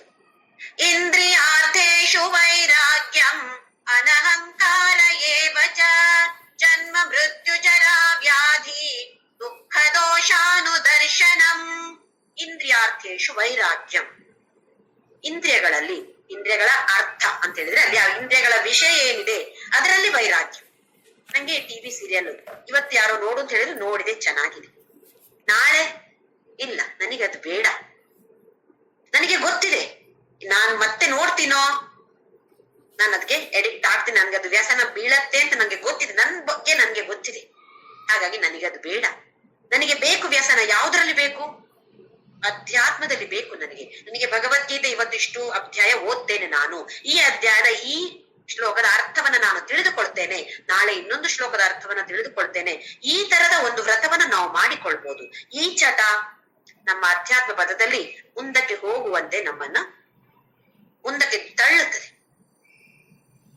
ಇದರಲ್ಲಿ ಇಂದ್ರಿಯ ಅರ್ಥ ಅಂತ ಹೇಳಿದ್ರೆ ಈ ಇಂದ್ರಿಯಕ್ಕೆ ಬೇಕಾದ ವಸ್ತು ಏನಿದೆ, ಕಣ್ಣಿಗೆ ನೋಡುವಂಥದ್ದು, ಕಿವಿಗೆ ಕೇಳುವಂಥದ್ದು, ಹಾಗೆ ನಾಲಿಗೆಗೆ ತಿನ್ನುವಂಥದ್ದು, ಏನೆಲ್ಲ ಇದೆಯೋ. ಇವತ್ತು ಒಂದು ಸ್ವೀಟ್ ತಿಂದೆ, ಯಾರೋ ಅಲ್ಲಿಂದ ತಂದು ಕೊಟ್ಟಿದ್ರು, ಎಲ್ಲಿಂದ ತಂದು ಕೊಟ್ರು, ಯಾವ್ದೋ ಹೊಸ ಸ್ವೀಟ್, ನಾನು ಇಷ್ಟವರೆಗೆ ತಿಂದಿರ್ಲಿಲ್ಲ, ಭಾರಿ ಚೆನ್ನಾಗಿ. ಇನ್ನು ನೆಕ್ಸ್ಟ್ ಏನು, ಅವರಿಗೆ ಫೋನ್ ಮಾಡಿ ನೆಕ್ಸ್ಟ್ ಟೈಮ್ ಬರುವಾಗ ಕೂಡ ತಗೊಂಡು ಬನ್ನಿ ಆಯ್ತಾ ಇದನ್ನು. ಯಾಕೆ ನೋಡಿ, ನಾಳೆಗೆ ಮತ್ತೆ ಡಿಮಾಂಡ್ ಮಾಡ್ತಾ ಇದೆ ಅದನ್ನು. ಇವಾಗ ನಾವು ಅದಕ್ಕೆ ವೈರಾಗ್ಯ ಹೇಳ್ಬೇಕು ಅಂತ ಹೇಳಿದ್ರೆ ಒತ್ತಾಯ ಮಾಡಿ ಶುರುವಲ್ಲಿ ಮಾಡ್ಬೇಕಾಗತ್ತೆ. ಬೇಡ, ತಿನ್ಬೇಡ, ಇದು ಮನಸ್ಸು ಬುದ್ಧಿ ಹೇಳ್ಬೇಕು, ಬುದ್ಧಿಗೆ ತಿಳಿ ಹೇಳಬೇಕು, ಇಲ್ಲ ಇದು ನಿಂಗೆ ಮತ್ತೆ ಚಟ, ನಿಂಗೆ ಬೇಡ, ಬಿಟ್ಟು ಬಿಡು. ಯಾವಾಗ ವಿವೇಕ ಬಂದಾಗ, ಬುದ್ಧಿ ಸರಿ ಅರ್ಥ ಮಾಡಿಕೊಂಡಾಗ ವೈರಾಗ್ಯ ಬರುತ್ತೆ. ಇಲ್ಲ ಬೇರೆಯವರು ಸುಮ್ನೆ ಬಿಟ್ಬಿಡು ಅಂತ ಹೇಳಿ ನಮ್ಗೆ ಸಿಟ್ಟು ಬರುತ್ತೆ. ಇವ್ರು ಬೇಕಾದ್ರೆ ಬಿಡ್ಲಿ, ನಾನ್ ಯಾಕೆ ಬಿಡ್ಬೇಕು? ಕಾಶಿಗೆ ಹೋದಾಗ ನೋಡಿ, ಕೆಲವರು ಬಿಡ್ಬೇಕು ಅಂತ ಇದ್ರೆ ಅವ್ರು ಬಿಡ್ಲಿ, ಅವ್ರ ಅಪ್ಪ ಅಮ್ಮಲ್ಲ ಸತ್ತೋದು, ನಾನ್ ಯಾಕೆ ಬಿಡ್ಬೇಕು ಅಂತ ಹೇಳ್ತೀವಲ್ವಾ. ಯಾಕೆ? ಒಂದು ತರಕಾರಿ ಬಿಡುವಂತ ಒಂದು ಇದು ಕೂಡ ಇಲ್ಲ ನಮ್ಮಲ್ಲಿ, ಅಷ್ಟೊಂದು ಶಕ್ತಿ ಕೂಡ ನಮ್ಗಿಲ್ಲ. ಯಾವುದೋ ಒಂದು ತರಕಾರಿ, ಒಂದು ಹಣ್ಣು ಬಿಡಿ ಅಂತ ಹೇಳಿದ್ರೆ ಆ ಹಣ್ಣು ತಿನ್ನದೆ ಹೇಗಿರೋದು? ಬಿಟ್ರು ಯಾವ್ದನ್ನ ಬಿಡೋದು ಹೇಳಿ? ನಮಗೆ ಯಾವುದು ಎಲ್ಲಿಯೋ ಒಂದು ಜನ್ಮದಲ್ಲಿ ಒಂದ್ಸಲ ಎರಡು ಸಲ ಸಿಗತ್ತೋ ಅಂತದನ್ನ ಬಿಟ್ಟು ಬರುವಂತ, ಹೇಗಿದ್ರು ಸಿಗೋದಿಲ್ಲ ಅಲ್ಲ ಅದು. ಇದಕ್ಕೆಲ್ಲ ಅರ್ಥವೇ ಇಲ್ಲ, ನಾವ್ ಯಾರನ್ನ ಮೋಸ ಮಾಡ್ತಾ ಇದ್ದೀವಿ ಹೀಗೆಲ್ಲ ಮಾಡಿ. ಅದಕ್ಕೆಲ್ಲ ಅರ್ಥಹೀನವಾಗ್ಬಿಡತ್ತೆ ಆ ತರ ಮಾಡಿದ್ರೆ. ಇಲ್ಲಿ ವೈರಾಗ್ಯ ಅಂತ ಹೇಳಿದ್ರೆ ವಿವೇಕದಿಂದ, ವಿವೇಕಜನ್ಯ ವೈರಾಗ್ಯ, ಒತ್ತಾಯದಿಂದ ಅಲ್ಲ. ಶುರುವಲ್ಲಿ ಒತ್ತಾಯ ಮಾಡಿ ಮನಸ್ಸಿಗೆ ಬುದ್ಧಿಗೆ ಹೇಳ್ಬೇಕಾಗತ್ತೆ, ಆಮೇಲೆ ಗೊತ್ತಾಗತ್ತೆ ಬುದ್ಧಿಗೆ, ಓಹೋ ಹೀಗ್ ಮಾಡಿದ್ರೆ ಏನಾಗತ್ತೆ, ಹೀಗ್ ಮಾಡಿದ್ರೆ ಮಾಡದೆ ಇದ್ರೆ ಏನಾಗತ್ತೆ ಅಂತ ಗೊತ್ತಾದ್ರೆ ಆಗ ತನ್ನಿಂತಾನಾಗಿಯೇ ವೈರಾಗ್ಯ ಬಂದು ಬಿಡತ್ತೆ. ಹಾಗಾಗಿ ಅದೆಲ್ಲ ವಿವೇಕಜನ್ಯ ವೈರಾಗ್ಯ ಆಗ್ಬೇಕು. ಯಾರೋ ಹೇಳಿದ್ರು ಅಂತಲ್ಲ, ನಮ್ಮ ಅನುಭವಕ್ಕೆ ಬರ್ಬೇಕದು, ಆಗ ನಮ್ಗೆ ವೈರಾಗ್ಯ ಬರುತ್ತೆ. ಇಂದ್ರಿಯಾರ್ಥೇಶು ವೈರಾಗ್ಯಂ. ಹಾಗೆಯೇ ಅನಹಂಕಾರ ಅಂದ್ರೆ ಅಹಂಕಾರ ಇಲ್ಲದೆ ಇರುವಂತದ್ದು. ಇಲ್ಲಿ ಅಹಂಕಾರ ಅಂತ ಹೇಳಿದ್ರೆ ಮಾನಿತ್ವ ಅಂತ ನಾವು ನೋಡಿದ್ವಿ, ಮನಸ್ಸಿನಲ್ಲಿ ನಾನೇ ಗ್ರೇಟ್ ಅಂತ ಇರೋದು. ದಂಬಿತ್ವ ನೋಡಿದ್ವಿ, ಅದೇನು ನನ್ನ ದೇಹದ ಮೂಲಕ ಅಥವಾ ಆಕ್ಷನ್ ಮೂಲಕ ನಾನು ತೋರಿಸಿಕೊಳ್ಳೋದು, ನಾನೇ ಗ್ರೇಟ್ ಅಂತ ತೋರಿಸಿಕೊಳ್ಳುವಂತದ್ದು. ಈಗ ಅಹಂಕಾರ, ಇದು ಮಾತಿನಿಂದ ನಾನೇ ಗ್ರೇಟ್ ಅಂತ ತೋರಿಸ್ಕೊಳ್ಳೋದು. ನೀವೆಲ್ಲ ನನ್ಗಿಂತ ಕಡಿಮೆ, ನಿಮ್ಗೆ ಇಷ್ಟು ಬರತ್ತಾ? ನಿಮ್ಗೆ ವಿಷ್ಣು ಸಹಸ್ರನಾಮ ಬರತ್ತಾ? ಓ ಬರತ್ತೆ. ಬೈಹಾಟ್ ಬರತ್ತಾ? ಬೈಹಾಟ್ ಬರೋದಿಲ್ಲ, ನೋಡಿ ಹೇಳಿ, ನಂಗೆ ಬೈಹಾಟ್ ಬರುತ್ತೆ. ನಿಮ್ಗೆ ಅದ್ರ ಅರ್ಥ ಗೊತ್ತಿದ್ಯಾ? ಅರ್ಥ ಗೊತ್ತಿಲ್ಲ, ನನ್ಗದ್ರ ಅರ್ಥ ಕೂಡ ಗೊತ್ತಿದೆ. ಬಾಯಿಯಲ್ಲಿ ಹೇಳಿ ನಾನೇ ನಿಮ್ಗಿಂತ ಶ್ರೇಷ್ಠ ಅಂತ ತೋರಿಸಿಕೊಡ್ತಾರಲ್ವಾ, ಇದು ಅಹಂಕಾರ. ಕೆಲವರಿಗೆ ನೋಡಿ, ಅವರವರ ಬಗ್ಗೆ ಹೇಳಿಕೊಳ್ಬೇಕು ಅಂತ ಎಷ್ಟು ಇಷ್ಟ ಅಂತ ಹೇಳಿದ್ರೆ, ನೀವು ಯಾವುದೇ ವಿಚಾರ ಮಾತಾಡಿ, ಹೇಗೋ ಒಂದು ಅವರ ವಿಷಯ ತಗೊಂಡ್ ಬರ್ತಾರೆ. ಅವರಲ್ಲಿ ಬಂದು ಅವ್ರು ಏನ್ ಮಾಡಿದ್ರು, ಇದಕ್ಕೆ ಒಂದ್ ಸ್ವಲ್ಪ ಕನೆಕ್ಷನ್ ಇರ್ಬೋದು, ನಾವು ಮಾತಾಡಿದ ವಿಚಾರಕ್ಕೆ ಏನೋ ಒಂದ್ ಸ್ವಲ್ಪ ಕನೆಕ್ಷನ್ ಇದ್ರೆ ಸಾಕು, ತಗೊಂಡ್ ಬಿಡ್ತಾರೆ ಅವರು. ಅವರ ತುತ್ತೂರಿ ಓದಕ್ಕೆ ಶುರು ಮಾಡ್ತಾರೆ ಅವರು. ಮತ್ತೆ ಗಂಟೆ ನಾವಂತೂ ಎಲ್ರು ಶಾಪ ಹಾಕ್ಬೇಕಾಗತ್ತೆ. ಅಪ್ಪ ಇವ್ರು ಯಾಕಾದ್ರೂ ಬಂದ್ರು, ಇಲ್ಲಿ ಯಾವಾಗ ಬಿಟ್ಬಿಡ್ತಾರ, ಇದನ್ನ ಹೇಳಕ್ಕೂ ಕಷ್ಟ ಆಗತ್ತೆ ಕೆಲವ್ರ ಮುಂದೆ. ಸಾಕ್ರಿ ಹೇಳ್ಬೇಡಿ ಮುಗಿಸಿ ಹೇಳಿ ಹೇಳಕ್ ಆಗಲ್ಲ, ಕೇಳ್ತಾ ಕೂರ್ಬೇಕಾಗತ್ತೆ.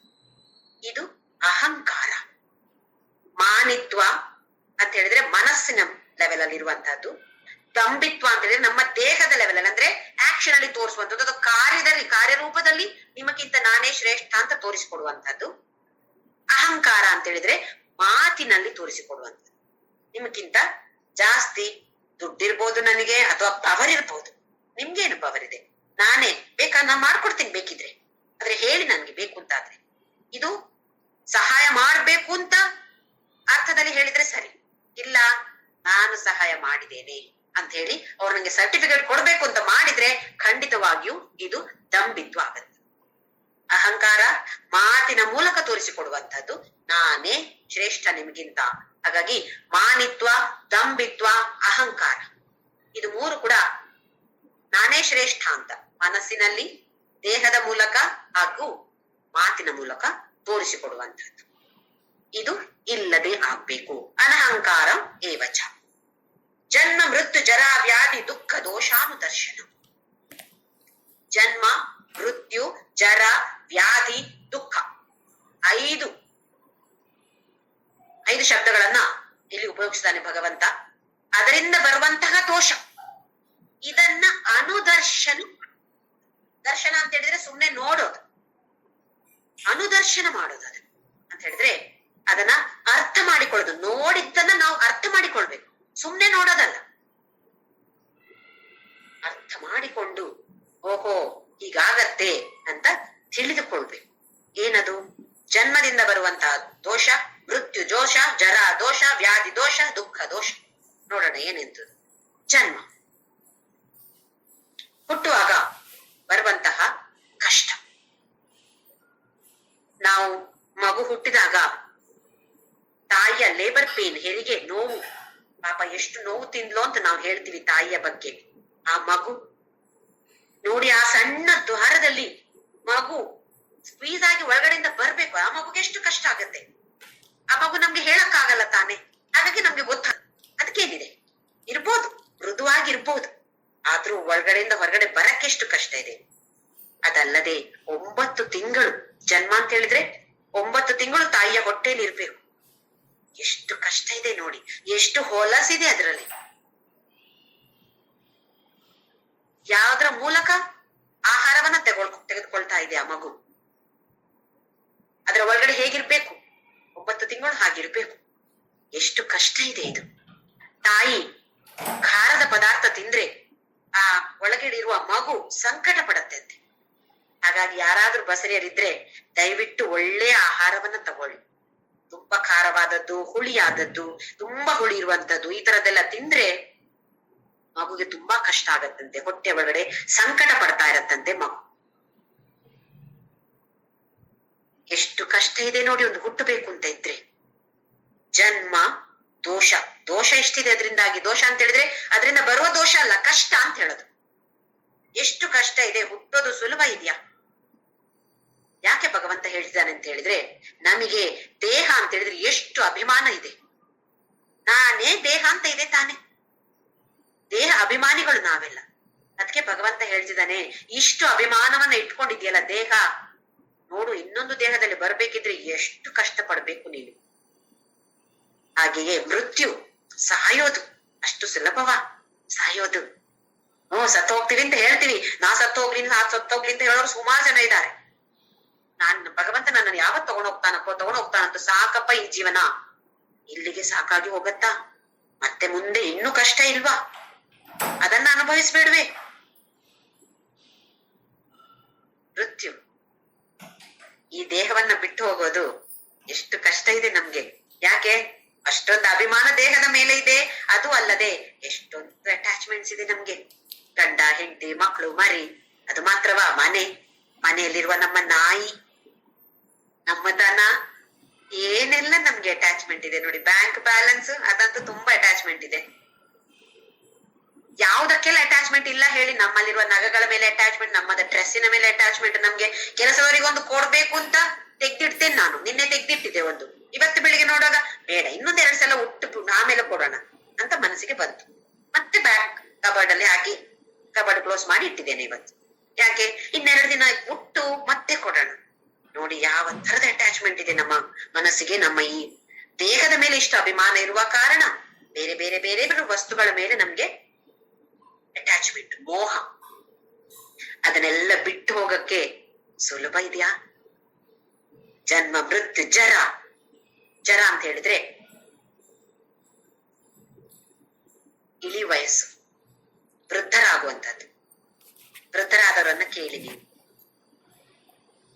ಅವರ ಅನುಭವ ಕೇಳಿ ಹೇಗಿದೆ ಅಂತ ಹೇಳಿ.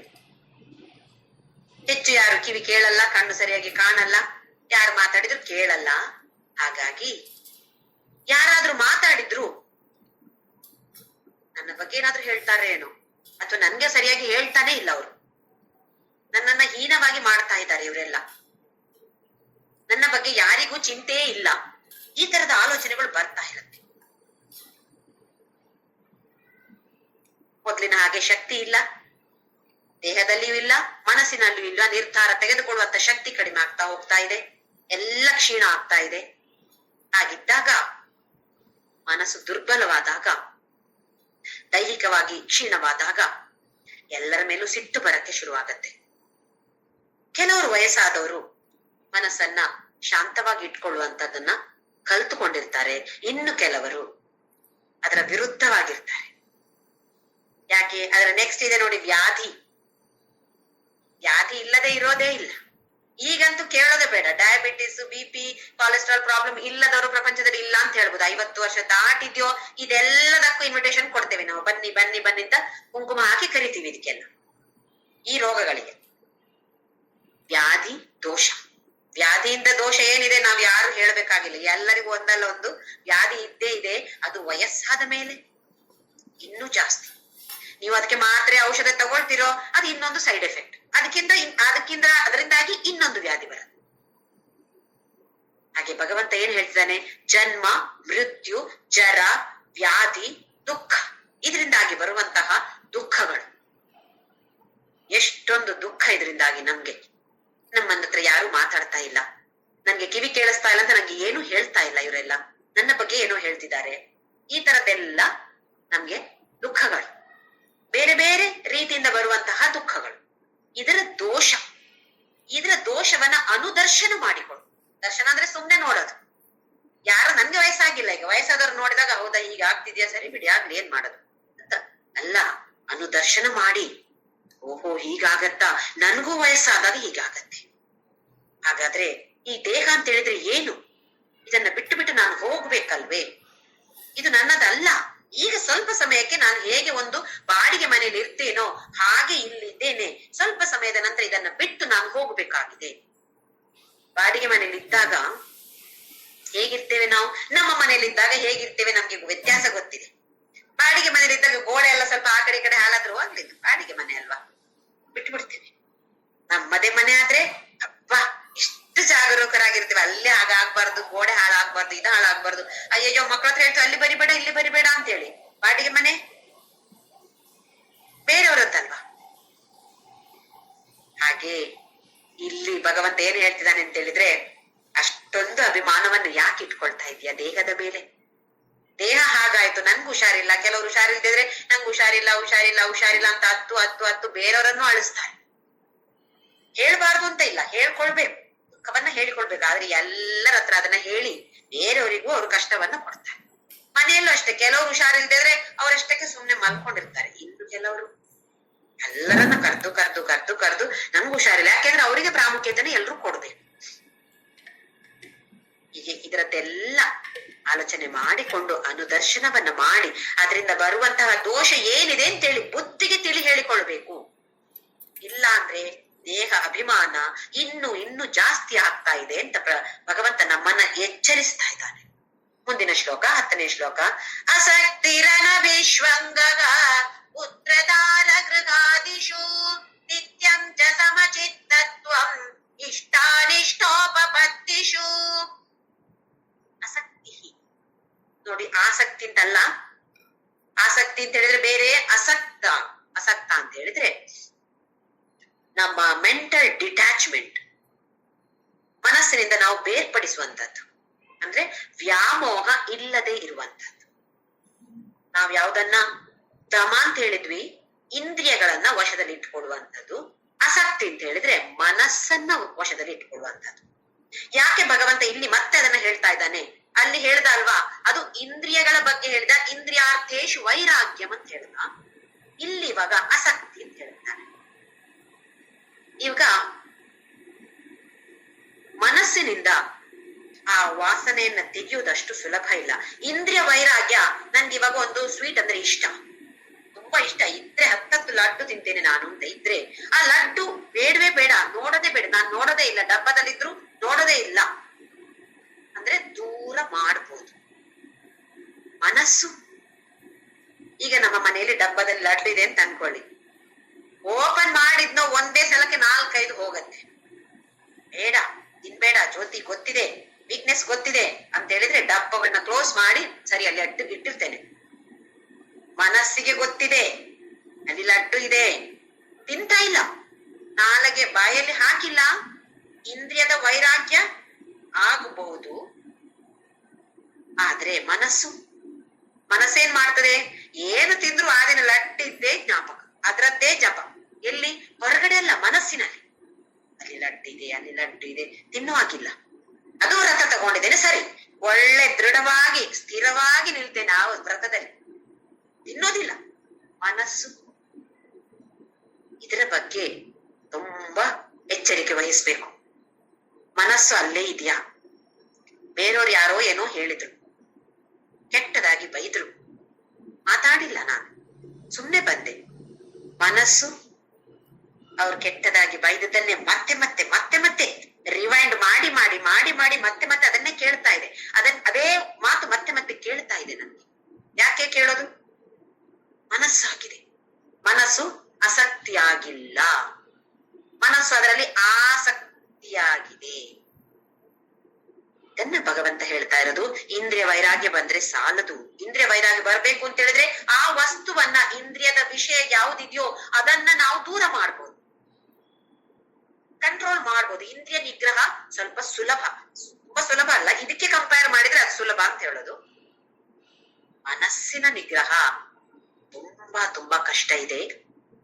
ಆದ್ರೆ ಅದು ಕೂಡ ಮಾಡ್ಬೇಕು ಅಂತ ಭಗವಂತ ಹೇಳ್ತಿದ್ದಾನೆ. ಆಸಕ್ತಿ. ಹಾಗೆ ಪುತ್ರದಾರ ಗೃಹಾದಿಶು ಅನಭಿಶ್ವಂಗ.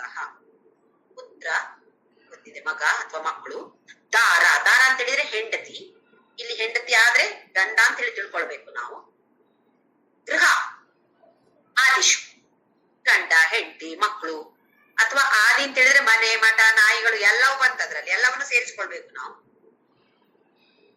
ಇದರಲ್ಲಿ ಅನಭಿಶ್ವಂಗ ಅಂತ ಹೇಳಿದ್ರೆ ಅತ್ಯಂತ ವ್ಯಾಮೋಹ ಇಲ್ಲದೆ ಆಗ್ಬೇಕು. ಅತಿಯಾದ ವ್ಯಾಮೋಹವನ್ನ ಇಟ್ಕೊಳ್ಬಾರ್ದು. ಅನಭಿಶ್ವಂಗ. ಸ್ವಲ್ಪ ವ್ಯಾಮೋಹ ಇದ್ದೇ ಇರತ್ತೆ ನಮ್ಗೆ. ಯಾಕೆಂದ್ರೆ ನಾವೆಲ್ಲರೂ ಗೃಹಸ್ಥಾಶ್ರಮದಲ್ಲಿ ಇರುವಂತವ್ರು, ನಾವು ಸನ್ಯಾಸಿಗಳಲ್ಲ.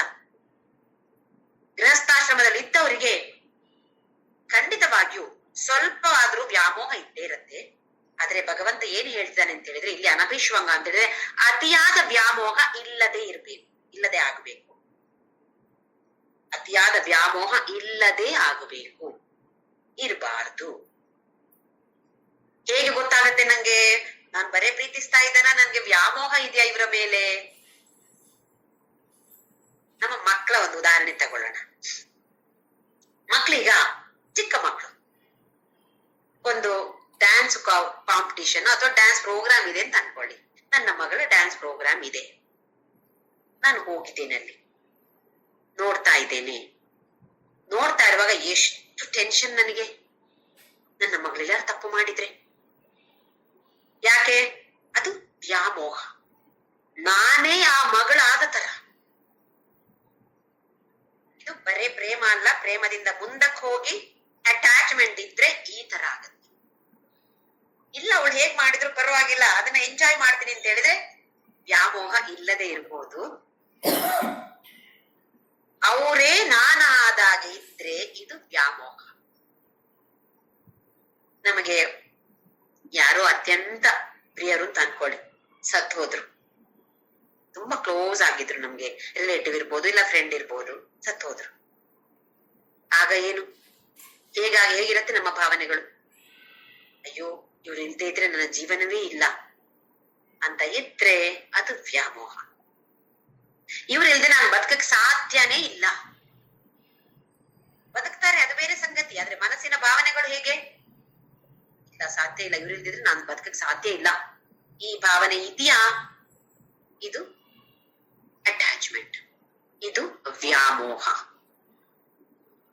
ಹಾಗೆ ನಮ್ಮನ್ನ ನಾವೇ ತಿಳಿದುಕೊಳ್ಬೇಕು. ನನ್ಗೆ ಬರೀ ಅವ್ರ ಮೇಲೆ ಪ್ರೀತಿ ಪ್ರೇಮ ಇರೋದಾ, ಇಲ್ಲ ಅಟ್ಯಾಚ್ಮೆಂಟ್ ಇದೆಯಾ? ಸ್ವಲ್ಪ ಲೆವೆಲ್ಗೆ ಖಂಡಿತವಾಗಿ ಅಟ್ಯಾಚ್ಮೆಂಟ್ ಇದ್ದೇ ಇರುತ್ತೆ ಗೃಹಸ್ಥಾಶ್ರಮಿಗಳಿಗೆ.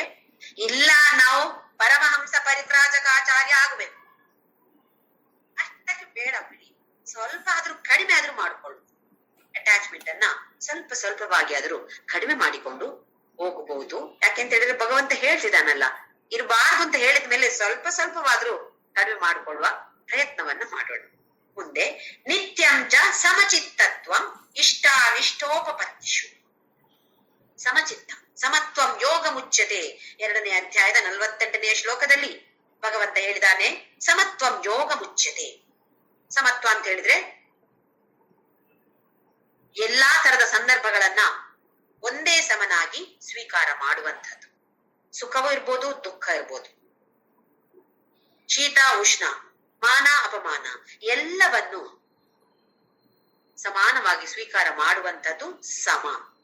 ನಿತ್ಯ ಯಾವತ್ತು ಕೂಡ, ಯಾವತ್ತೋ ಒಂದೊಂದು ಸಲ ಆಗಿ ಮಾಡಿದ್ರೆ ಸಾಲದು, ಯಾವತ್ತು ಕೂಡ ಇಷ್ಟಾನಿಷ್ಟ ಉಪಪತ್ತಿಷು. ಇಷ್ಟವಾದ ಮನುಷ್ಯ, ವ್ಯಕ್ತಿ ಇರ್ಬೋದು, ವಸ್ತು ಇರ್ಬೋದು, ಪರಿಸ್ಥಿತಿ, ಯಾವತ್ತು ಕೂಡ ಇದು 3 ನಮ್ಮ ಜೊತೆಲಿ ಇರ್ಬೇಕು. ಈ ಹೇಳೋದ್ ಇಷ್ಟ ಅಂತ ಹೇಳಿದ್ರೆ ಇಲ್ಲಿ ಇಷ್ಟವಾದ ವ್ಯಕ್ತಿ, ಇಷ್ಟವಾದ ವಸ್ತು, ಇಷ್ಟವಾದ ಸಂದರ್ಭ ಅಥವಾ ಪರಿಸ್ಥಿತಿ.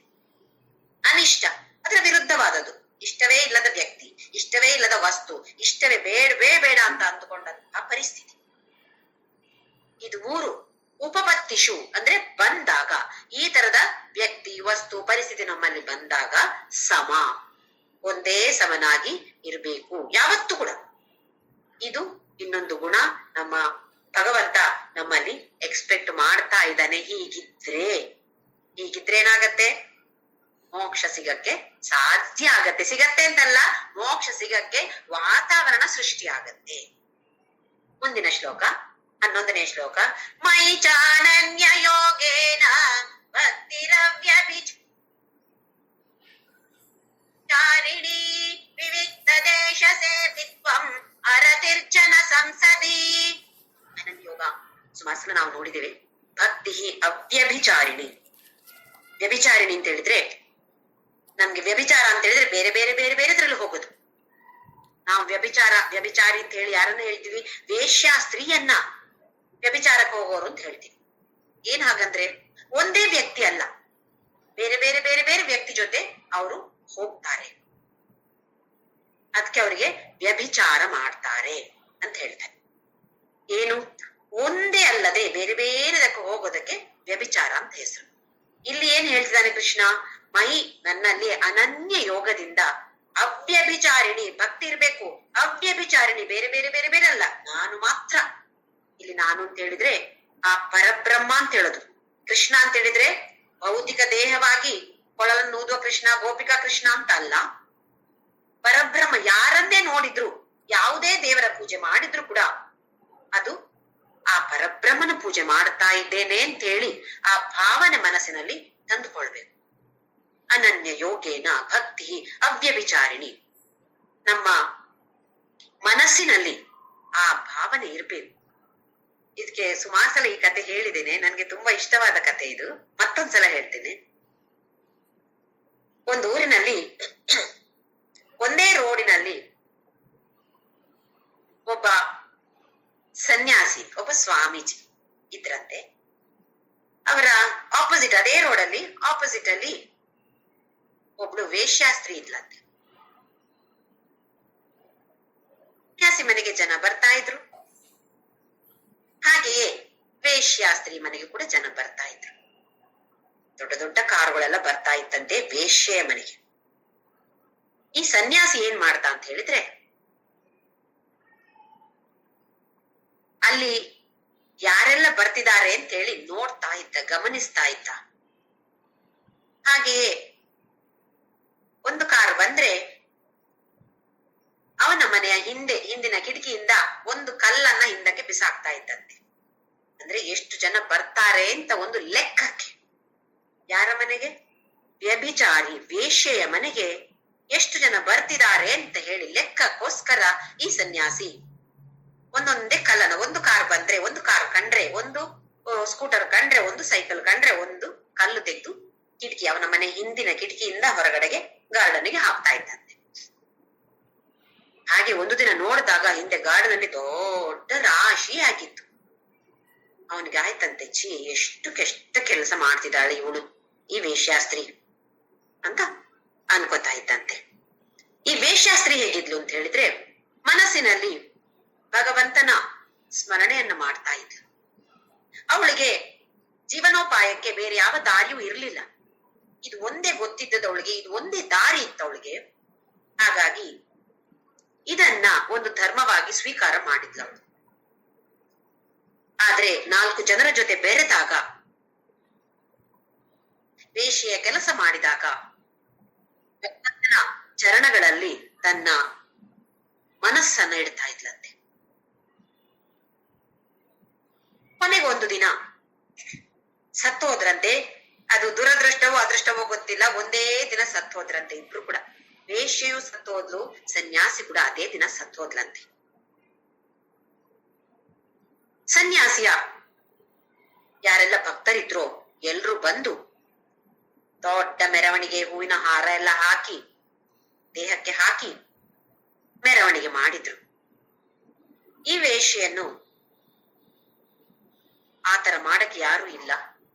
ಹೋಗಿ ಹೋಗಿ ವೇಶ್ಯಾಸ್ತ್ರೀ ಆದ ಕಾರಣ ಸುಮ್ನೆ ದೇಹವನ್ನ ತಗೊಂಡೋಗಿ ಯಾರು ಅಲ್ಲಿ ಬಿಸಾಕಿದ್ರಂತೆ, ಯಾರೋ ಕಾರ್ಪೊರೇಷನ್ ಅವರು. ಹಾಗೆ ಹದ್ದು ಎಲ್ಲ ಬಂದು, ಪಕ್ಷಿಗಳೆಲ್ಲ ಬಂದು ತಿಂತಾ ಇತ್ತಂತೆ.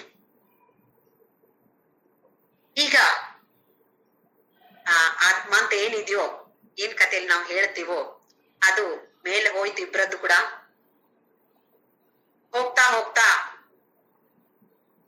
ಈ ಸನ್ಯಾಸಿಯ ಆತ್ಮ ಸ್ವರ್ಗ ಮೂಲಕವಾಗಿ ನರಕಕ್ಕೆ ಹೋಯ್ತಂತೆ.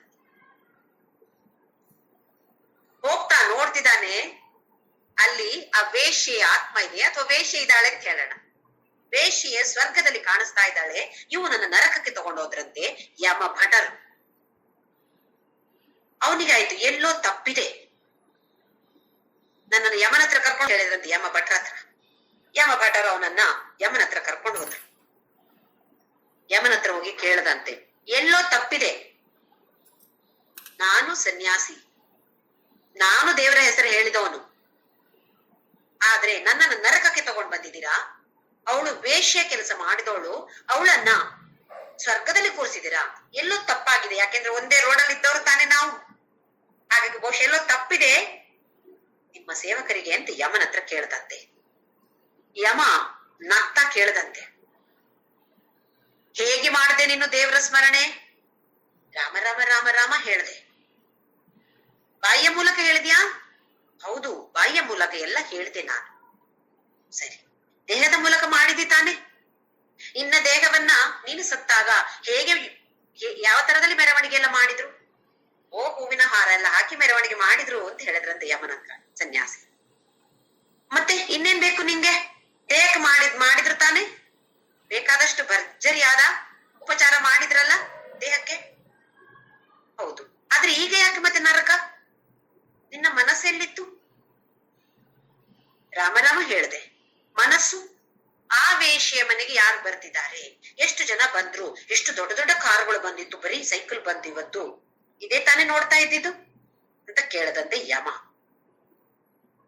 ಅಷ್ಟೊತ್ತಿಗೆ ಈ ಸನ್ಯಾಸಿಗೆ ಸ್ವಲ್ಪ ಬುದ್ಧಿಗೆ ಹತ್ತಕ್ ಶುರುವಾಯ್ತು. ಓಹೋ, ಹೌದು, ಅವಳು ಯಾಕೆ ಅಲ್ಲಿ ಕರ್ಕೊಂಡೋದ್ರಿ? ಅವಳಲ್ಲಿ ತಗೊಂಡ್ ಬನ್ನಿ ಆ ನರಕಕ್ಕೆ.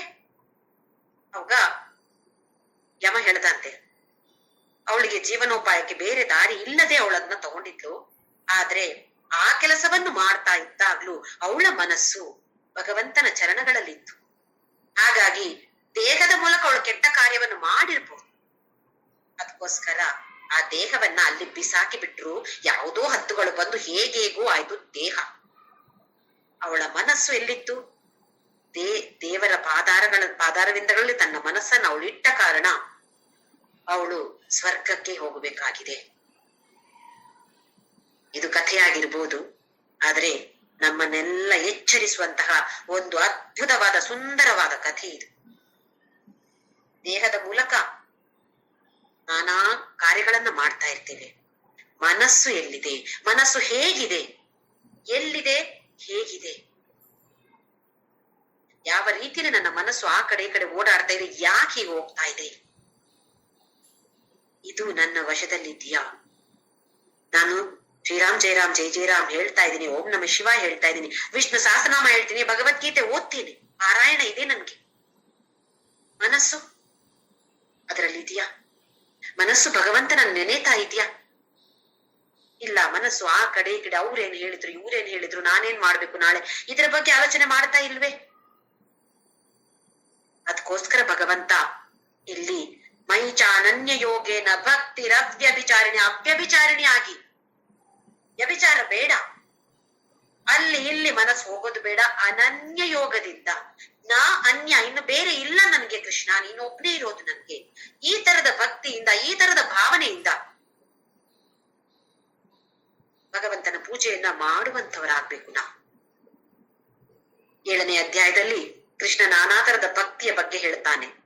ಆರ್ಥ, ಅರ್ಥಾರ್ಥಿ, ಜಿಜ್ಞಾಸು, ಜ್ಞಾನಿ, 4 ತರದ ವಿಭಾಗಗಳನ್ನ ಹೇಳ್ತಾನೆ.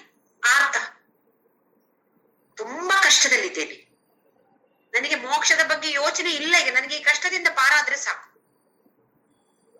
ಅವನಿಗೆ ಅನನ್ಯ ಯೋಗ, ಅವನಿಗೆ ಮೋಕ್ಷ ಬೇಡ. ಅರ್ಥಾರ್ಥಿ, ಏನು ಬೇಕು? ಇನ್ನೊಂದು ಮನೆ ಬೇಕು, ಇನ್ನು ತುಂಬಾ ಸಂಪತ್ತು ಬೇಕು, ಅದಾಗ್ಬೇಕು ಇದಾಗ್ಬೇಕು ಅಂತ ಹೇಳೋರಿಗೆ ಮೋಕ್ಷ ಬೇಡ. ಅವರಿಗೆ ಏನನ್ನ ಕೋರಿಕೆ ಇದೆಯೋ, ಯಾವುದರ ಬಗ್ಗೆ ಕೋರಿಕೆ ಇದೆಯೋ ಅದು ಸಿಕ್ಕಿದ್ರೆ ಸಾಕು. ಅರ್ಥಾರ್ಥಿ. ಜಿಜ್ಞಾಸು, ಜ್ಞಾನಿ, ಜ್ಞಾನಿಗೂ ಹೆಚ್ಚೇನು ಬೇಡ, ಯಾಕಂದ್ರೆ ಜ್ಞಾನ ಸಿಕ್ಕಿ ಆಗಿದೆ. ಆ ತರದ ಭಕ್ತರಿಗೆ ಮೋಕ್ಷ ಸಿಕ್ಕಿದೆ, ಜೀವನ್ ಮುಕ್ತರಾಗಿದ್ದಾರೆ. ನಮ್ಮಂತಹ ಜಿಜ್ಞಾಸುಗಳು, ಮುಮುಕ್ಷುಗಳು, ಮೋಕ್ಷ ಬೇಕು ಅಂತ ಹೇಳೋರು, ಇವ್ರು ಆಲೋಚನೆ ಮಾಡ್ಬೇಕಾದಂಥದ್ದು. ನಾವೆಲ್ಲ ಈ ವಿಭಾಗದಲ್ಲಿ ಬಾರದೇ ಇದ್ರು ಬರೆಸ್ಬೇಕು ನಮ್ಮನ್ನ. ಈಗ ನಾವು ಅರ್ಥ ಬೇಡ, ಅರ್ಥಾರ್ಥಿ ಬೇಡ, ಇನ್ನು ಮುಂದಕ್ಕೆ ಹೋಗಿ ಈ ಮುಮುಕ್ಷಗಳಾಗ್ಬೇಕು, ಮೋಕ್ಷವೇ ನನ್ನ ಗುರಿ ಅಂತ ಇರುವಂತವರಾಗ್ಬೇಕು ನಾವೆಲ್ಲ. ಹಾಗಾಗಿ ಮೈ ಚಾನನ್ಯ ಯೋಗೇನ ಭಕ್ತಿರವ್ಯಭಿಚಾರಿಣಿ. ವಿವಿಕ್ತ ದೇಶ ಸೇವಿತ್ವ. ವಿವಿಕ್ತ ದೇಶ ಅಂತ ಹೇಳಿದ್ರೆ ಏಕಾಂಗಿ ಆಗಿರೋದು, ಅಂದ್ರೆ ಯಾರು ಇಲ್ಲದಂತ ಜಾಗದಲ್ಲಿ ಒಂದು ಸ್ವಲ್ಪ ಹೊತ್ತಾದ್ರೂ ಇರುವಂತಹದ್ದು. ಅದರ ನೆಕ್ಸ್ಟ್ ಇಂದು ಕೂಡ ಇದೆ ನೋಡಿ, ಅರತಿರ್ ಜನ ಸಂಸದಿ, ಎರಡನ್ನ ಜೊತೆಯಾಗಿ ಸೇರಿಸ್ಕೋಬಹುದು. ರತಿ, ಜನ ಸಂಸದಿ ಅಂತ ಹೇಳಿದ್ರೆ ಜನ ಸಮೂಹ. ರತಿ ಅಂತ ಹೇಳಿದ್ರೆ ಅದರಲ್ಲೇ ಮುಳುಗೋದು, ಯಾವತ್ತು ಜನ ಬೇಕೇ ಬೇಕು ಮನೆಯಲ್ಲಿ, ಇಲ್ಲ ಎಲ್ಲಿ ಹೋದ್ರು ಜನ, ಯಾಕೆಂದ್ರೆ ವಿಪರೀತ ಮಾತಾಡೋದು, ವಿಪರೀತ ಕೆಲಸ, ಜನ ಬೇಕೇ ಬೇಕು. ರತಿ ಅಂತ ಹೇಳಿದ್ರೆ ಈ ಜನ ಸಮೂಹದಲ್ಲಿ ಮುಳುಗಿ ಹೋಗುವಂಥದ್ದು, ಅದರಲ್ಲೇ ಇರುವಂಥದ್ದು. ಅರತಿ ಅಂತ ಹೇಳಿದ್ರೆ ಜನ ಸಮೂಹದಲ್ಲಿ ಇರಬಾರ್ದು ಅಂತಿಲ್ಲ, ನೀವು ಮದುವೆಗೆ ಹೋಗ್ಬೇಡಿ ಅಥವಾ ಯಾವುದೇ ಒಂದು ಕಾರ್ಯಕ್ರಮಕ್ಕೆ ಹೋಗ್ಬೇಡಿ ಅಂತ ಭಗವದ್ಗೀತೆ ಆಗ್ಲಿ ಉಪನಿಷತ್ತಾಗ್ಲಿ ಹೇಳೋದಿಲ್ಲ.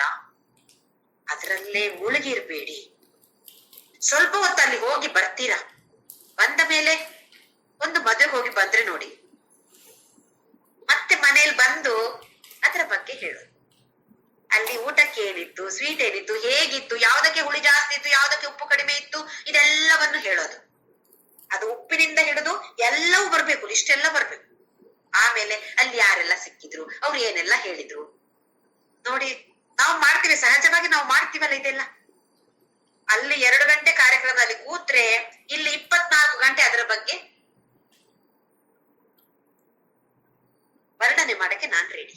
ಎಷ್ಟು ಸಮಯವನ್ನ ವ್ಯರ್ಥ ಮಾಡಿಕೊಳ್ತಾ ಇದ್ದೀವಿ ನಾವು. ಹಾಗೆ ಅಂತೇಳಿ ಹೇಳ್ಬಾರ್ದು ಅಂತಾನು ಹೇಳ್ತಾ ಇಲ್ಲ, ಹೇಳಿ, ಅದರಲ್ಲೇ ಮುಳುಗಬೇಡಿ. ಅರತಿರ್ಜನ ಸಂಸದಿ. ಹಾಗೆ ಅಲ್ಲಿ ವಿವಿಕ್ತ ದೇಶ ಸೇವಿತ್ವಂ ಅಂತ ಹೇಳದನ್ನ ಇವಾಗ ಜನ ಸಮೂಹದಲ್ಲಿ ಇದ್ರು ಮನಸ್ಸು ಭಗವಂತನ ಕಡೆ ತಗೊಂಡು ಹೋಗುವ ಪ್ರಯತ್ನವನ್ನ ಮಾಡ್ಬೋದು. ಹೇಗೆ ಒಬ್ಬ ಡ್ರೈವರ್ ನೋಡಿ, ಕಾರಿಗೆ ನಡೆಸ್ತಾ ಇರ್ತಾನೆ ಒಬ್ಬ ಡ್ರೈವರ್. ಕಾರ್ ನಡೆಸಿದಾಗ ಆ ಕಡೆ ಈ ಕಡೆ ನೋಡ್ತಾ ಇರ್ತಾನೆ, ಅಲ್ಲಿ ಅದಿದೆ ಇಲ್ಲಿದೆ ಬೋರ್ಡ್, ಅಥವಾ ನಾವ್ ಯಾವ್ದೋ ಸ್ವೀಟ್ ಶಾಪ್ ಹುಡುಕ್ತಾ ಇದೀವಿ ಅಂತ ಅನ್ಕೊಳ್ಳಿ, ಆ ಡ್ರೈವರ್ ಅಲ್ಲಿ ಇಲ್ಲಿ ನೋಡ್ತಾ ಇರ್ತಾನೆ. ಹಾಗೆ ನಾವು ಮಾತಾಡ್ತಾ ಇರ್ತೀವಿ ಅವನ ಹತ್ರ, ಮ್ಯೂಸಿಕ್ ಕೂಡ ಕೇಳ್ತಾ ಇರ್ತಾನೆ. ಇಷ್ಟೆಲ್ಲ ಮಾಡಿದ್ರು ಕೂಡ ಅವನ ಮನಸ್ಸಿನ ಒಂದು ಭಾಗ ಎಲ್ಲಿದೆ? ಆ ಡ್ರೈವಿಂಗ್ ಅಲ್ಲಿ ಇರುತ್ತೆ. ಎಲ್ಲವನ್ನ ಅವನು ಈ ಕಡೆ ಆ ಕಡೆ ಹಾಕಿದ್ದು ಅಲ್ಲಿ ಆಕ್ಸಿಡೆಂಟ್ ಆಗೇ ಆಗತ್ತೆ. 80% ಇಲ್ಲ 70% ಆದ್ರೂ ಆ ಗಮನ ಅಲ್ಲಿ ಇರ್ಲೇಬೇಕು ಡ್ರೈವರ್. ಅಂದ್ರೆ ಮಲ್ಟಿ ಟಾಸ್ಕಿಂಗ್ ಮಾಡಕ್ಕೆ ಆಗತ್ತೆ ನಮ್ಮಲ್ಲಿ. ಹಾಗಾದ್ರೆ ಈ ಜನಸಮೂಹಕ್ಕೆ ಹೋದ್ರು ನಾವು ಆ ಪರಬ್ರಹ್ಮನ ಜೊತೆ ಒಂದು ಕನೆಕ್ಷನ್ ಅನ್ನ ಇಟ್ಟುಕೊಳ್ಳುವ ಪ್ರಯತ್ನವನ್ನ ಮಾಡ್ಬೋದು. ಅಥವಾ ಯಾರನ್ನೇ ಕಂಡ ತಕ್ಷಣ ಓಹೋ ಭಾರಿ ಒಳ್ಳೆಯವರು ಅಥವಾ ಭಾರಿ ಕೆಟ್ಟವರು ಅಂತ ಮನಸ್ಸಲ್ಲಿ ಬಂದ್ರು ಕೂಡ ಒಳಗಡೆ ಇರೋದು ಒಂದೇ ಅಲ್ವಾ, ಪರಬ್ರಹ್ಮನೇ ತಾನೆ. ಮನಸ್ಸಿನ ಭಾವನೆಗಳನ್ನು ನಾವು ಒಳ್ಳೇದು ಮಾಡಿಕೊಳ್ಳು, ಕೆಟ್ಟವರನ್ನು ಕಂಡಾಗ ಇವ್ರು ಬಂದ್ರ ಅಂತ ಮನಸ್ಸಲ್ಲಿ ಬಂದ್ರು ತಕ್ಷಣ ಇವರಲ್ಲಿರೋದು ಕೂಡ ಯಾರು ಅಂತ ಹೇಳುವ ಒಂದು ಪ್ರಶ್ನೆ ನಮ್ಮ ಮನಸ್ಸಿನಲ್ಲಿ ಬರಬೇಕು. ಒಂದೇ ತಾನೇ ಪರಬ್ರಹ್ಮ, ಒಂದೇ ತಾನೇ. ಈ ಒಂದು ದೇಹದಲ್ಲಿ ಅವನು ಬಂದಿದ್ದಾನೆ, ಈ ದೇಹದಲ್ಲಿ ಬಂದಿದ್ದಾನೆ, ಈ ತರ ಮಾತಾಡ್ತಾ ಇದ್ದಾನೆ, ಇಲ್ಲಿ ಈ ತರ ಹೊಗಳ್ತಾ ಇದ್ದಾನೆ, ಇಲ್ಲಿ ಈ ತರ ತೆಗಳ್ತಾ ಇದ್ದಾನೆ. ಈ ಭಾವನೆಯನ್ನ ಆಟೋಮ್ಯಾಟಿಕ್ ಆಗಿ ಬರದೇ ಇರಬಹುದು, ಪ್ರಯತ್ನ ಪೂರ್ವಕವಾಗಿ ಭರಿಸುವಂತದ್ದು. ಹಾಗೆ ಜನಸಮೂಹದಲ್ಲಿ ಉಳಗದೆ ಇದ್ದು ಒಂಟಿಯಾಗಿ ಕೂಡ ಏಕಾಂಗಿಯಾಗಿ ಕೂಡ ಬದುಕುವಂತ ಪ್ರಯತ್ನವನ್ನ ಮಾಡ್ಬೇಕು. ಕೆಲವರು ನೋಡಿ ಒಬ್ರೊಬ್ರು ಇರ್ತಾರೆ ಮನೆಯಲ್ಲಿ, ಹೆಂಡತಿ ತೀರ್ಕೊಂಡು ಗಂಡ ಮಾತ್ರ ಇರ್ತಾರೆ, ಗಂಡ ತೀರ್ಕೊಂಡು ಹೆಂಡತಿ ಮಾತ್ರ ಇರ್ತಾರೆ. ಎಷ್ಟು ಕಷ್ಟ ಅಂತ ಅನ್ಸತ್ತೆ. ಆದ್ರೆ ಈ ಒಂಟಿತನವನ್ನ, ಏಕಾಂಗಿತನವನ್ನ ಅಧ್ಯಾತ್ಮದಲ್ಲಿ ತುಂಬಾ ಒಳ್ಳೆಯದಾಗಿ ಉಪಯೋಗಿಸ್ಕೊಳ್ಬಹುದು. ಹಾಗೆ ಅಂತೇಳಿ ಒಬ್ರು ಸತ್ತು ಹೋಗ್ಬೇಕು ಅಂತೇಳಿ ಕೋರಿಕೊಳ್ಳೋದಲ್ಲ. ಇದ್ರೂ ಜೊತೆಯಾಗಿ ಎಲ್ಲ ಮನೇಲಿ ಎಷ್ಟೊಂದ್ ಜನ ಇದ್ರೂ ಕೂಡ ದಿನದಲ್ಲಿ ಒಂದು ಸ್ವಲ್ಪ ಹೊತ್ತು ಸುಮ್ಮನೆ ಕೂತ್ಕೊಂಡು ಒಂಟಿಯಾಗಿರುವ ಪ್ರಯತ್ನವನ್ನ ಮಾಡ್ಬೇಕು. ಯಾಕೆಂತ ಹೇಳಿದ್ರೆ ಸುಮಾರು ಜನಕ್ಕೆ ಮನೆಯಲ್ಲಿ ಯಾರು ಇಲ್ಲ ಅಂದ್ರೆ ಭಯ. ಏನಿಲ್ಲ ಮನೆಯಲ್ಲಿ ರಾತ್ರಿ ನಾನು ಒಬ್ಬಳೇ ಅಂತ ಇದ್ರೆ ಏನ್ ಬೇಡ, ಟಿವಿ ಆದ್ರೂ ಹಾಕ್ಬೇಕು, ಯಾಕೆ ಒಂದು ಸೌಂಡ್ ಆದ್ರೂ ಕೇಳ್ಬೇಕು. ಸುಮಾರು ಜನ ಹೀಗಿರೋರಿದ್ದಾರೆ. ರಾತ್ರಿ ಒಬ್ಬರೇ ಇರಕ್ ಆಗಲ್ಲ, ಭಯ. ಅದಕ್ಕೆ ಅಂತ ಹೇಳಿ ಟಿವಿ ಆನ್ ಮಾಡಿ ಬಿಡೋದತ್ಲಾಗ ಅದ್ರಷ್ಟಕ್ಕೆ ನಡೀತಾ ಇರೋದು, ನಾವು ನಿದ್ದೆ ಹೊಡಿತೇವೆ, ಆದ್ರೆ ಅದು ಟಿವಿ ಆನ್ ಆಗಿರ್ಬೇಕು. ಎಚ್ಚರ ಆದ್ರೆ ಏನೋ ಒಂದು ಸೌಂಡ್ ಕೇಳ್ತಾರೆ. ಯಾಕೆ? ಮನಸ್ಸಿಗೆ ಗೊತ್ತಿದೆ ನಾನು ಒಬ್ಳೆ. ಭಗವಂತ ಏನ್ ಹೇಳ್ತಾನೆ? ವಿವಿಕ್ತ ದೇಶ ಸೇವಿತ್ವ, ಏಕಾಂಗಿಯಾಗಿ ಇರುವ ಪ್ರಯತ್ನವನ್ನ ಮಾಡು. ಏಕಾಂಗಿಯಾಗಿ ಬಂದೆ, ಏಕಾಂಗಿಯಾಗಿ ಹೋಗೋದು. ಅದರ ಮಧ್ಯದಲ್ಲಿ ತಾನೇ ಇಷ್ಟೊಂದು ಜನಸಮೂಹ ನಿಮ್ಗೆ. ಹಾಗಾಗಿ ವಿವಿಕ್ತ ದೇಶ ಸೇವಿತ್ವ, ದಿನದಲ್ಲಿ ಸ್ವಲ್ಪ ಸಮಯವಾದ್ರೂ ಏಕಾಂಗಿಯಾಗಿ ಇರುವಂತಹ ಪ್ರಯತ್ನವನ್ನ ಮಾಡ್ಬೇಕು. ಮಲಗುವ ಮೊದ್ಲಾದ್ರೂ ಸ್ವಲ್ಪ ಸಮಯ ನಾನು ಒಬ್ಳೇ ಬಂದಿರೋದು, ಒಬ್ಳೇ ಹೋಗೋದು. ಮಧ್ಯದಲ್ಲಿ ಮಾತ್ರ ತಾನೇ ಸ್ವಲ್ಪ ಜನಗೆ ಸಿಕ್ಕಿರೋದು. ಹೇಗೆ ನಾವು ಟ್ರೈನ್ ಅಲ್ಲಿ ಹೋಗುವಾಗ, ರೈಲ್ ನಲ್ಲಿ ಹೋಗುವಾಗ ಒಬ್ಬೊಬ್ರು ಒಂದೊಂದು ಸ್ಟೇಷನ್ ಅಲ್ಲಿ ಇಳಿತಾರೆ. ಹಾಗೆಯೇ ನನ್ನ ಸ್ಟೇಷನ್ ಬರೋ ತನಕ ನಾನು ಕಾಯ್ಬೇಕು. ಎಷ್ಟೇ ಒಳ್ಳೆಯವರು ಪರಿಚಯ ಆಯ್ತು, ಭಾರಿ ಒಳ್ಳೆಯವರು ಅಂತ ಹೇಳಿದ್ರು, ಅವ್ರು ಇಳಿದು ಹೋಗ್ತಾರೆ. ಇಲ್ಲಿ ನನಗಿನ್ನ ಮುಂದೆ ಹೋಗ್ಬೇಕು. ಅಯ್ಯೋ ಅವ್ರು ಹೋದ್ರು ನಾನು ಹೇಳಿದ್ರೆ ಏನು? ಈ ದೇಹ ಅಲ್ಲ ತಾನೆ. ಇದನ್ನ ತಿಳಿದುಕೊಂಡು, ಇದನ್ನ ಜೀವನದಲ್ಲಿ ಅಳವಡಿಸಿಕೊಂಡು ಖಂಡಿತವಾಗಿಯೂ ಅಧ್ಯಾತ್ಮ ಪದದಲ್ಲಿ ಮುಂದಕ್ಕೆ ಹೋಗುವಂತವರಾಗ್ಬೇಕು ನಾವೆಲ್ಲರೂ ಕೂಡ. ಇಷ್ಟರವರೆಗೆ ಹೀಗಿದ್ದ ಜೀವನವನ್ನ ನಡೆಸಿದ್ದೇವೆ. ಎಷ್ಟೊಂದು ಅಟ್ಯಾಚ್ಮೆಂಟ್ಗಳು ಇವೆ. ಸಣ್ಣ ಪುಟ್ಟ ವಸ್ತುಗಳಿಗೂ ಕೂಡ ಅಟ್ಯಾಚ್ಮೆಂಟ್ ಇದೇ ಆಗ್ಬೇಕು. ದೋಸೆ ಕಾವಲಿಗೆ ಸೌಟು ಕೂಡ ಇದೇ ಆಗ್ಬೇಕು. ಬೇರೆಯವರದು ಅದು ನಂಗೆ ಇಷ್ಟ ಆಗಲ್ಲ, ಇದೇ ಆಗ್ಬೇಕು. ಈ ತರದ ಒಂದು ಅಟ್ಯಾಚ್ಮೆಂಟ್ ಇದೆ ನಮ್ಗೆ. ಇದನ್ನ ಸ್ವಲ್ಪವಾಗಿ ಆದ್ರೂ ಬಿಟ್ಟುಕೊಂಡು ಬರುವಂತ ಪ್ರಯತ್ನವನ್ನ ಮಾಡ್ಬೇಕು. ಒಂದೇ ಸಲಕ್ಕಾಗಲ್ಲ, ಎಷ್ಟೋ ಜನ್ಮ ತಾಳ್ಬೇಕಾಗ್ಬೋದು ನಾವು. ಆದ್ರೆ ಪ್ರಯತ್ನವನ್ನ ಮಾಡಿದ್ರೆ ತಾನೇ ಮುಂದೆ ಹೋಗೋದು. ಇಲ್ಲ ನನ್ಗಾಗಲ್ಲಪ್ಪ ಅಂತ ಬಿಟ್ಟು ಬಿಟ್ರೆ ಖಂಡಿತವಾಗಿಯೂ ಇನ್ನು ನೀಚ ಜನ್ಮಕ್ಕೆ ಹೋಗ್ತೀವಿ. ಇಲ್ಲ, ಆಗತ್ತೆ. ಸ್ಥಿರತೆ, ಸ್ಥೈರ್ಯ, ಸ್ಥಿರತೆ ಬೇಕು.